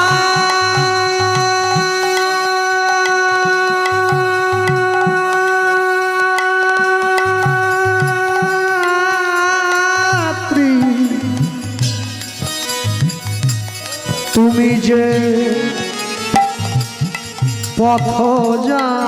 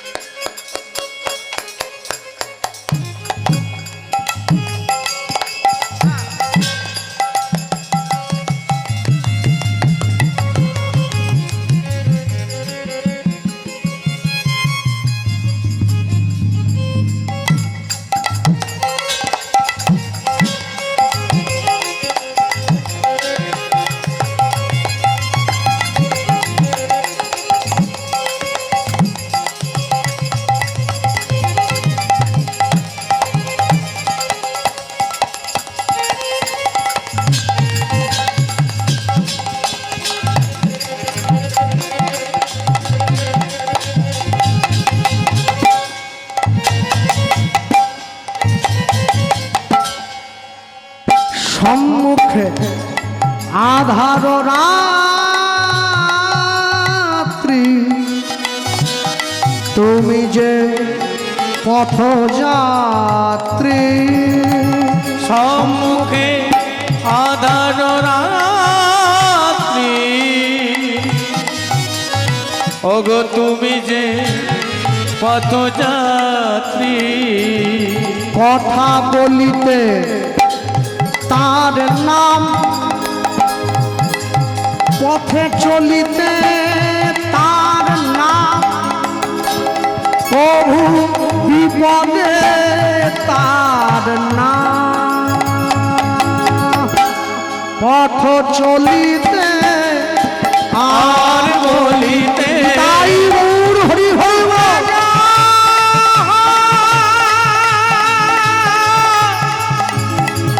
কৃষ্ণ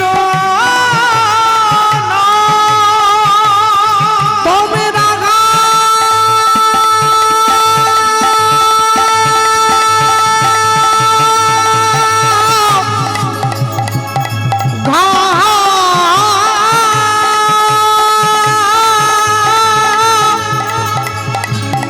কৃষ্ণ নাম মধুর নাম হরি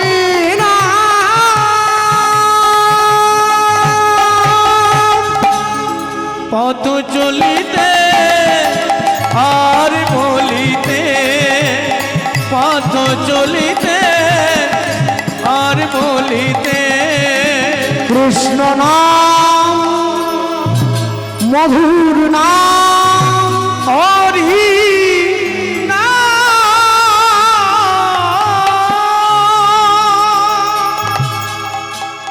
জঙ্গলের মাঝে চলতে গিয়ে মা শিলাবতী একটা পাথরের ঢিপিতে উচুট খেয়ে আছাড় খেয়ে পড়ল, অচৈতন্য হয়ে গেল। পাড়ার লোক মাকে ফেলে দিয়ে চলে গেল, চলো ভাই ও যদি মরে যায় না বাকি লোকেরা আমাদের ধরবে। সবাই যখন মাকে ফেলে দিয়ে পালিয়ে গেল, অনেকক্ষণ পরে মায়ের যখন জ্ঞান ফিরেছে, মা তাকিয়ে দেখছে একটা ফুটফুটে পুত্র সন্তানের জন্ম দিয়েছে। মায়ের মনে যত কষ্ট থাক, সন্তানের মুখ দেখলে মা সব দুঃখ ভুলে গিয়ে তাকে বুকে জড়িয়ে ধরে। আর যখনই ছেলেটাকে বুকে জড়িয়ে ধরেছে, ছেলেটাকে বুকে জড়িয়ে ধরে মায়ের মনে আনন্দ হবে কি মায়ের মনে রাগ হলো, চিৎকার করে বলে উঠলো, এমন একটা সন্তানের জন্ম দিয়েছি যে সন্তানটা জন্মানোর আগে আমার স্বামীকে মারল, জন্মানোর পরে আমার জগন্নাথ দর্শনে বাধা দিল, এই সন্তানকে আমি আমার সঙ্গে রাখবো না, ছুড়ে দিল। আর যখনই মা সন্তানটাকে ছুড়ে দিয়েছে, ভগবান ছুটে গিয়ে কোল পেতে কোলে নিয়ে নিয়েছে। রাখে হরি মারে কে, আর যাকে মারে হরি বাঁচাবে কে। ভগবান ছুটে গিয়ে ওকে কোল পেতে কোলে নিয়ে নিয়েছে। কোলে নিয়ে মনে মনে চিন্তা করছে, ও তো আমার ভক্ত, ওকে তো আমায় বাঁচাতে হবে। কেন? ভক্ত মোরে খাওয়াইলে তবে, ভক্ত মোরে খাওয়াইলে তবে আমি খাই, ভক্ত মোরে না দিলে মুই উপবাসে যাই, ভক্ত মোর মাতা পিতা, ভক্ত মোর গুরু। ভক্ত ভালোবেসে আমায় ডাকে বাঞ্ছা কল্পতরু। নিতাই গৌর প্রেমানন্দে হরি বল হরি বল হরি বল। আর যখনই আশ্রয় দিয়েছে, ভগবান ছেলেটাকে কোল পেতে কোলে নিয়ে একটা অশ্বত্থ গাছের ডালে আশ্রয় দিয়েছিল। যে গাছের ডালটিতে ভগবান ওই ছেলেটাকে আশ্রয় দিয়েছিল, ওই গাছটা আজও পর্যন্ত বাঁকুড়া বিষ্ণুপুরে আছে। গেলে আপনারা দর্শন করবেন, ভগবানের ভক্তকে আশ্রয় দিয়ে গাছটা অমর হয়ে গেছে। হ্যাঁ, তবে গাছটাকে জড়িয়ে ধরতে গেলে 10 থেকে 15 জন লোক লাগবে, একা পারবেন। মনে রাখবেন, সব সময়ের জন্য জীবনকে সুন্দরভাবে গড়ে তুলবেন। ভালো লাগুক আর না লাগুক, রোজ খাবেন তিতা, আর পড়তে ইচ্ছা করুক আর না পড়বেন গীতা। প্রথম পাতে খাবে তিতা, পড়ার সময় কাছে রাখবে গীতা, যদি জীবনকে সুন্দরভাবে চালাতে হয়। মনে রাখবেন, পৃথিবীতে দুটো জিনিস খুব খারাপ, কি জানেন? একটা হচ্ছে তেলযুক্ত খাবার, আর একটা হচ্ছে তেলযুক্ত কথা। এই তেল দেওয়া খাবার আর তেল দেওয়া কথা, এই দুটো খুব খারাপ। এই দুটোর মধ্যে একটাও যেন কাউকে ছুঁতে না পারে, তার জীবন ধ্বংস হয়ে যায়। হ্যাঁ, গায়ে পড়িসনি বাবা। ভক্তমণ্ডলী, ভক্তিমতী মায়েরা, কেন জানে? মনে রাখবে, প্রথম পাতে তিতা খেলে শরীরের রোগ ভালো হয়, আর প্রথম পাতে গীতা পড়লে, জীবনের শুরুতে গীতা পড়লে জীবন সুন্দর হয়। আর যারা এখানে বসে আছেন আমি সকলকে বলবো, আপনারা প্রত্যেকে ইউটিউবের মাধ্যমে বলবো, মাইকের মাধ্যমে বলবো, প্রত্যেকে তুলসীর মালা গলায় দেবেন, প্রত্যেকে পড়বে। যে আমিষ খায় সেও পড়বে, যে নিরামিষ খায় সেও পড়বে।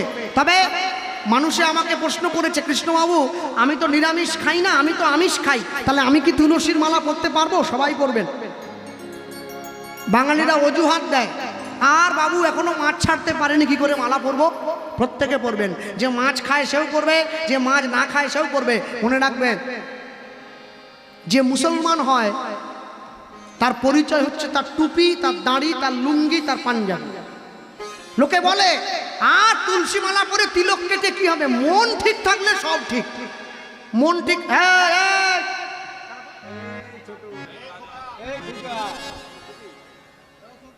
একটু ক্ষমা দে, ক্ষমা দে, ক্ষমা দে, ক্ষমা দে, বস। হ্যাঁ, মন ঠিক থাকলে নাকি সব ঠিক।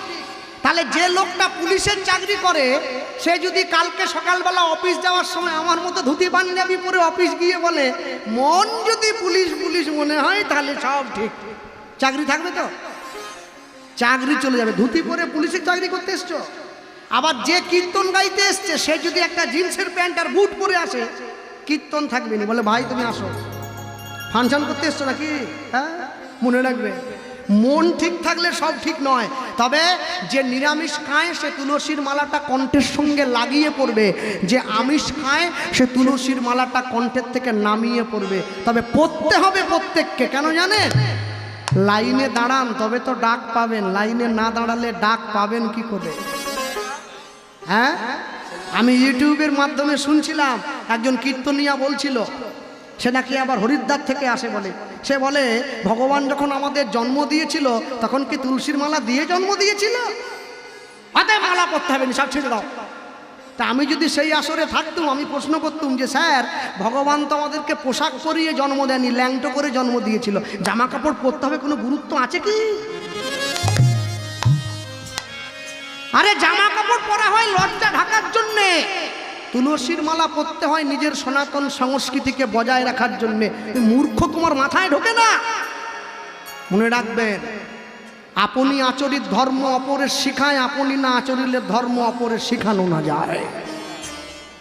আর যে সমস্ত মায়েরা, যে সমস্ত মেয়েরা, বোনেরা তুলসীর মালা পরতে লজ্জা পায়, আমি তাদের জন্য বলবো, রাত্রিবেলা ঘুমানোর সময় তুলসীর মালা পরে ঘুমোবে। সকালবেলা ঘুম থেকে উঠে ঘরের বাইরে বেরোনোর সময় মালাটা বালিশের নিচে রেখে দিয়ে ঘরের বাইরে বেরোবে।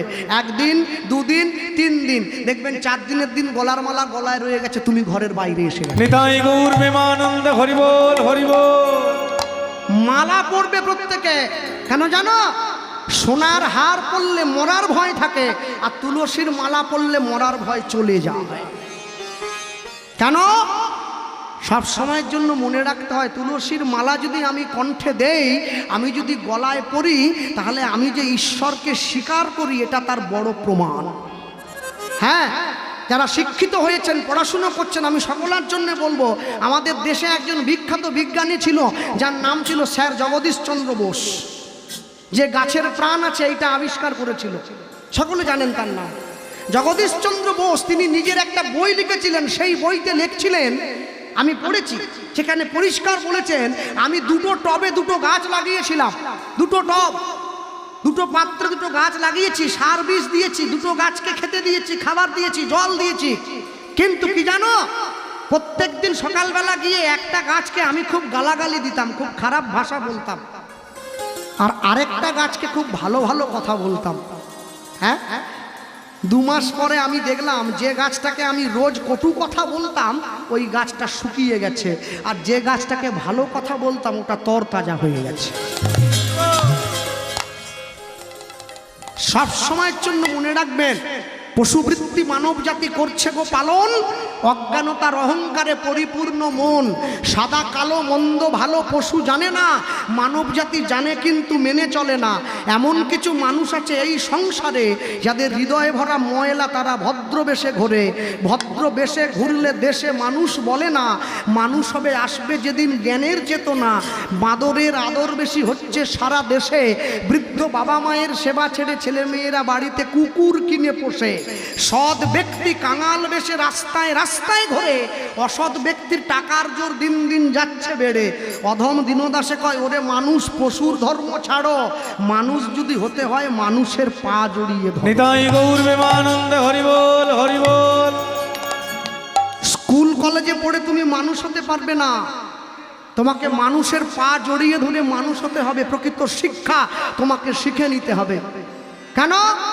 সব সময়ের জন্য মনে রাখবেন, পৃথিবীতে মানুষ হয়ে জন্ম নিয়েছি, আমাকে যেন সৎ কর্মটা করে যেতে হবে।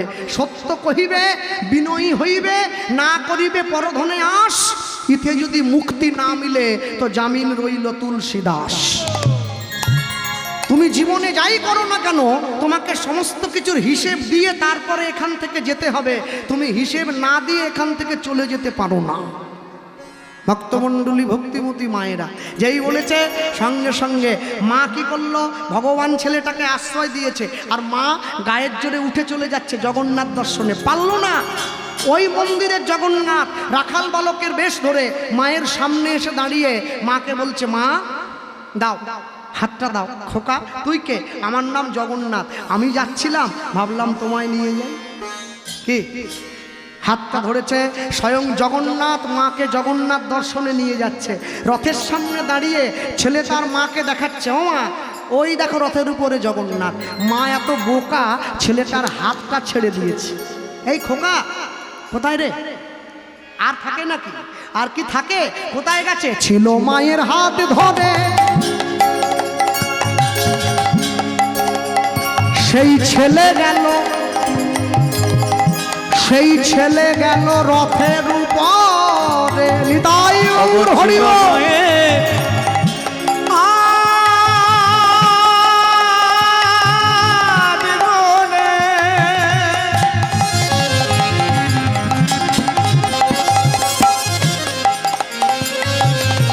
সেই ছেলে গেল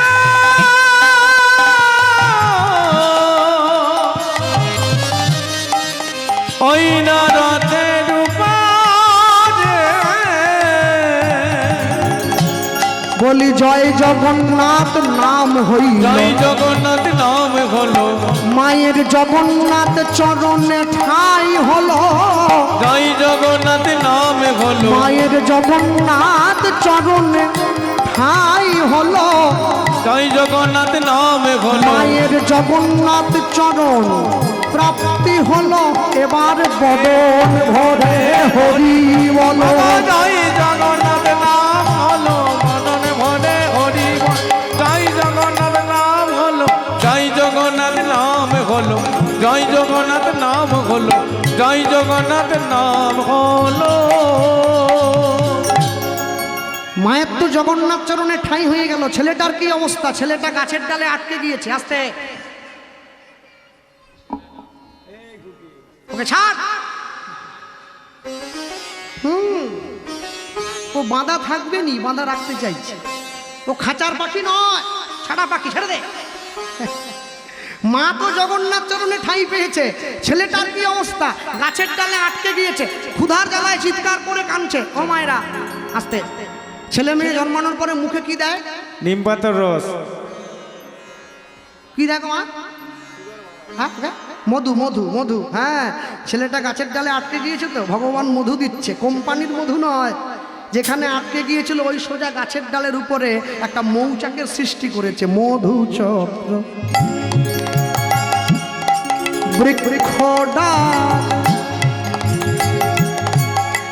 দেখো সৃজন করিল, দেখো মধু চক্র বৃক্ষ ডালে লীলাম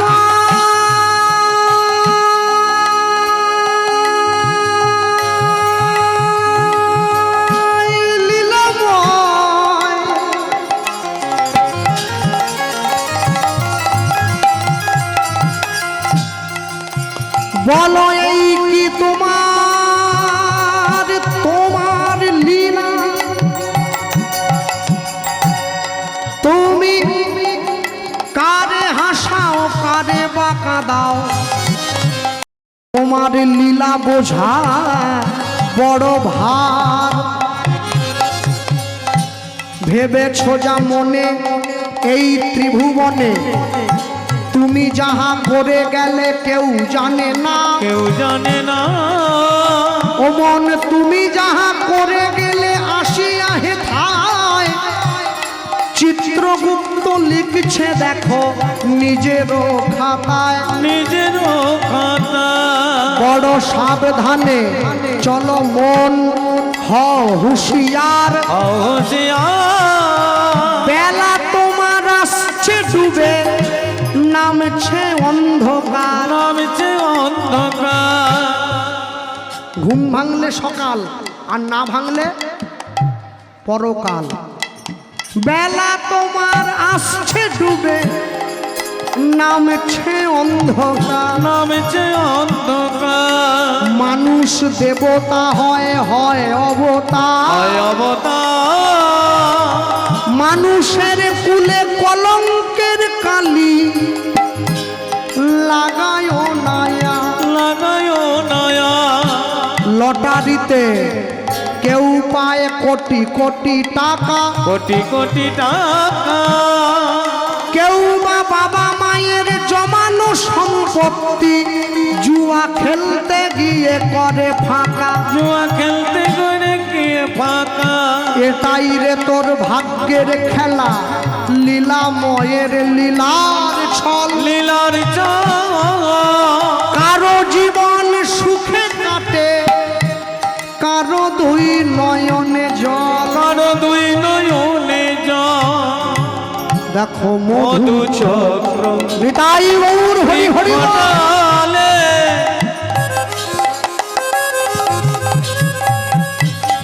অবসৃজন করিল। এবার ফোঁটা ফোঁটা শিশুর মুখে মধু জড়িতে লাগিল। এবার ফোঁটা ফোঁটা শিশুর মুখে মধু ঝরিতে লাগিল। এবার ফোঁটা ফোঁটা শিশুর মুখে মধু জড়িতে লাগিল। মধু দিয়ে ভগবান ছেলেটার খিদা মিটিয়ে দিয়েছে। হ্যাঁ, বাবা এসে আমায় একটা ভালো কথা জানিয়ে গেছে। কি তিনি বললেন, এই যে পুরী ধামে যে জগন্নাথের কথা বললেন, এই জগন্নাথের যে 18 নালা রয়েছে, এই সম্পর্কে যদি আপনার জানা থাকে আপনি একটু বলুন। অবশ্যই বলবো বাবা, আমি নিশ্চয়ই বলবো।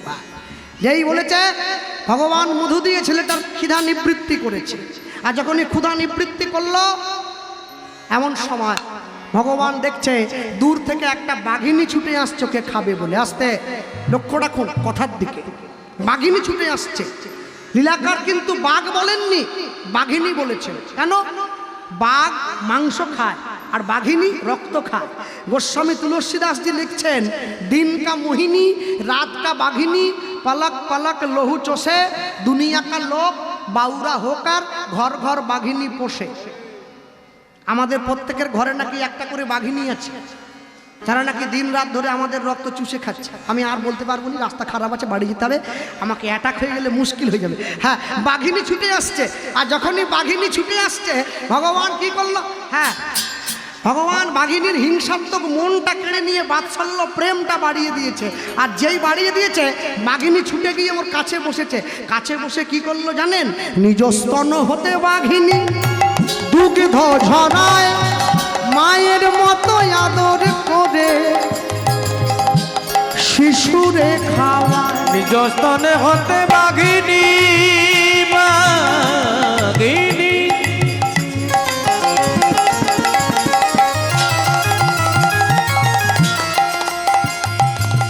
অগ দুগ্ধ ঝরা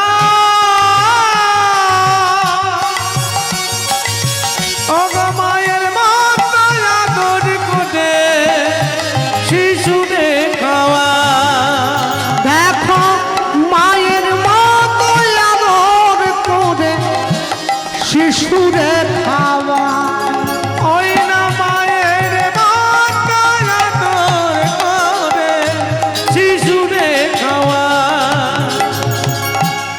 ওগো এই তো লীলার বৈশিষ্ট্যতা, এই তো লীলার বৈশিষ্ট্যতা, এই তো লীলার এই বৈশিষ্ট্যতা। তো লীলার বৈশিষ্ট্যতা, বাঘের দুগ্ধ মানুষ খায় গো, এই তো লীলার বৈশিষ্ট্যতা, বাঘের দুগ্ধ মানুষ খায় গো, জগৎ জীবকে শিক্ষা দেয় গো। হরি হরি দুগ্ধ মানুষ খায় গো, ভগবত জীবকে শিক্ষা দেয়, পাড়ার দুগ্ধ মানুষ খায়। এই তো লীলার বৈশিষ্ট্যতা, এই তো লীলার বৈশিষ্ট্যতা। ওগো মায়ের মাথায় আদর করে শিশুরে খাওয়া, ওগো মায়ের মাথায় আদর করে শিশুরে খাওয়া। হ্যাঁ, এইবারে বলে দেই, বাবা ঠাকুর যে কথাটা আমায় বলতে বললেন, 18 নালা। যারা পুরীতে গিয়েছেন সকলে আপনারা জানেন, দর্শন করেছেন, অনেকে সেই নালা পেরিয়েও যায়, প্রণামও করে। মনে রাখবেন, আমি বলতে গিয়ে এটাই বলবো শুধু সকলের কাছে, পুরীর জগন্নাথ দেবের যে মন্দির আপনারা দর্শন করেন, এই মন্দির যিনি প্রতিষ্ঠা করেছিলেন তিনি হচ্ছেন রাজা ইন্দ্রদ্যুম্ন, এবং এই ইন্দ্রদ্যুম্নের যিনি রানীমা আছেন তার স্ত্রীর নাম হচ্ছে রানী গুন্ডিচা, সকলে জানে। মন্দির নির্মাণ হওয়ার পরে, আস্তে মন্দির বানাবার পরে সকলে মিলে চিন্তা করেছিল এই মন্দির কাকে দিয়ে অভিষেক করানো হবে। উপযুক্ত পুরোহিতের তো দরকার, কারণ উপযুক্ত পুরোহিত না হলে পুজো সম্পন্ন হবে না। তো সেই উপযুক্ত পুরোহিতের নিমিত্ত রাজা ইন্দ্রদ্যুম্ন ঠিক করেছিলেন, আমার মন্দির অভিষেক করাবো এমন একজন ব্রাহ্মণকে দিয়ে যার তুল্য ব্রাহ্মণ ত্রিভুবনের নেই। সে কে? সৃষ্টিকর্তা ব্রহ্মা। তাই ব্রহ্মদেবকে নিমন্ত্রণ দিতে হবে। তা ব্রহ্মদেবকে নিমন্ত্রণ দেওয়ার জন্য রাজা ইন্দ্রদ্যুম্ন পত্র লেখে নিজে চলে গিয়েছিলেন ব্রহ্মদেবের কাছে। এখন সকলে জানেন আপনারা, আমাদের যেরকম দিন মাস বছর হয়, হ্যাঁ, 60 সেকেন্ডে 1 মিনিট, 24 ঘন্টায় 1 দিন, 7 দিনে 1 সপ্তাহ, 15 দিনে 1টি পক্ষ, 2টি পক্ষে 1 মাস, 3টে মাসে 1টা ঋতু, হ্যাঁ, 6টা ঋতুতে 1টা অয়ন, আর 2টো অয়নে 1 বৎসর। এই হচ্ছে আমাদের হিসাব। আস্তে কথা নয়, খাওয়া দাওয়ার পরে লোকে কথা কম বলে, বেশি বলছে কেন? পেট ভরে গেলে মুখ বন্ধ হয়ে যাবে, পেট খালি থাকলে কথা হবে। যাক, কথা বলবেন না। যেই এই নিমন্ত্রণ দিতে গিয়েছে, এবার নিমন্ত্রণ দিয়ে যখন ফিরে এসেছে, তখন তো পৃথিবীতে অনেকগুলো দিন কেটে গিয়েছে। সমুদ্রের পাড়ে নির্মাণ হয়েছিল মন্দির। রাজা ইন্দ্রদ্যুম্ন সেই মন্দির যখন ফিরে এসেছে নিজের ঘরে, আর খুঁজে পাচ্ছে না মন্দির কোথায় গেল, আর নেই। তখন সমুদ্রের পাড় দিয়ে ঘোড়ায় করে ঘুরে বেড়াচ্ছে, মনে খুব দুঃখ হয়েছে, মন্দির নির্মাণ করলাম, মন্দির কোথায় গেল। হঠাৎ করে এমন সময় রাজামশাইয়ের যে ঘোড়া চেপে ঘুরছিলেন, সেই ঘোড়ার খুরে মন্দিরের চূড়োটা স্পর্শ হয়। মন্দির পুরো বালির নিচে চলে গিয়েছিল, একদম সম্পূর্ণ। রাজা একটু বালি সরিয়ে মন্দিরের চূড়ো দেখতে পান। যারা পুরী গিয়েছেন তারা জানেন কত বড় মন্দির, অত বড় মন্দির বালির নিচে চলে গিয়েছে। রাজামশাই কি করলেন? সমস্ত লোকজন লাগিয়ে বালি খুঁড়ে পুরীর মন্দিরকে উদ্ধার করলেন। যার জন্য পুরীর মন্দিরকে দেখবেন, পুরীর মন্দির সোজা নয়, এরকম বাঁকা আছে। আর পুরীর মন্দিরে কোনো ছায়া পড়ে না, সূর্য যেদিকেই যাক কোনো ছায়া পড়বে না। সমুদ্রের উপকূলে অবস্থিত, মন্দিরে কোনো ছায়া পড়ে। আর পুরীর মন্দিরের যে পতাকা আছে, সেই পতাকা যেদিকে হাওয়া দেয় তার উল্টো দিকে উড়ে বেড়ায়, হাওয়ার দিকে ওড়ে না। এই যে ইন্দ্রদ্যুম্ন রাজা রানী গুন্ডিচাকে সঙ্গে নিয়ে স্বয়ং জগন্নাথ দেবকে প্রতিষ্ঠা করলেন। এখানে একটু বলে দেই, জগন্নাথ দেবকে এই সম্বন্ধে অনেক কথা প্রচার আছে। হ্যাঁ, অনেকে প্রচার করেছে পুরীর মন্দির নাকি বৌদ্ধ ধর্মের মন্দির ছিল, বৌদ্ধদেব ছিল, হিন্দুরা কাড়িয়ে নিয়েছে। এ সমস্ত বাজে কথায় কান দেবেন না, একে বাজে কথা বলা হয়। হ্যাঁ, কেন? পুরীর যে জগন্নাথ দেবের মন্দির, জগন্নাথ দেব কে জানেন? যখন দাপর লীলায় ভগবান শ্রীকৃষ্ণ জরাব্যাধের তীরে প্রাণত্যাগ করেছিলেন, আপনারা আমার আগে যতন কাকু গাইছিল ওনার মুখে শুনলেন, জরাব্যাধের তীরে যখন ভগবান কৃষ্ণ এই দেহটা পরিত্যাগ করলেন, যাওয়ার আগে অর্জুনকে বলে গিয়েছিলেন, তুমি মহাপ্রস্থানে যাওয়ার পূর্বে আমার দেহটা সৎকার করে দিও, মুখাগ্নি করে দিও। হ্যাঁ, আস্তে, মুখাগ্নি মানে কিন্তু মুখে আগুন দেওয়া নয়, এই ভুল করবেন না। অনেকে বলে যে বাপ মা তোকে এত ভালোবাসলো তুই সে বাপ মার মুখে আগুন ধরিয়ে দিলি। হ্যাঁ, এগুলো না পড়াশুনো জানা গণ্ড মূর্খের কথাবার্তা। মুখাগ্নি মানে হচ্ছে বাপ মার মুখে আগুন দেওয়া নয়, অগ্নির মুখে সমর্পণ করা। মুখে আগুন দেওয়া নয়, অগ্নির মুখে সমর্পণ করা। কি মুখাগ্নি মানে মুখে আগুন? কি ভগবান অর্জুনকে নির্দেশ দিয়েছিলেন তুমি আমার দেহটা সৎকার করে দিও। মানুষের দেহের সব পুড়ে যায়, ভগবান মনুষ্য বেশে লীলা করতে এসেছেন, পুরো দেহটা পুড়ে গিয়েছিল, একটা অংশ পড়েনি। কোনটা বলুন? নাভিটা। আমরা শ্মশানে সৎকার করতে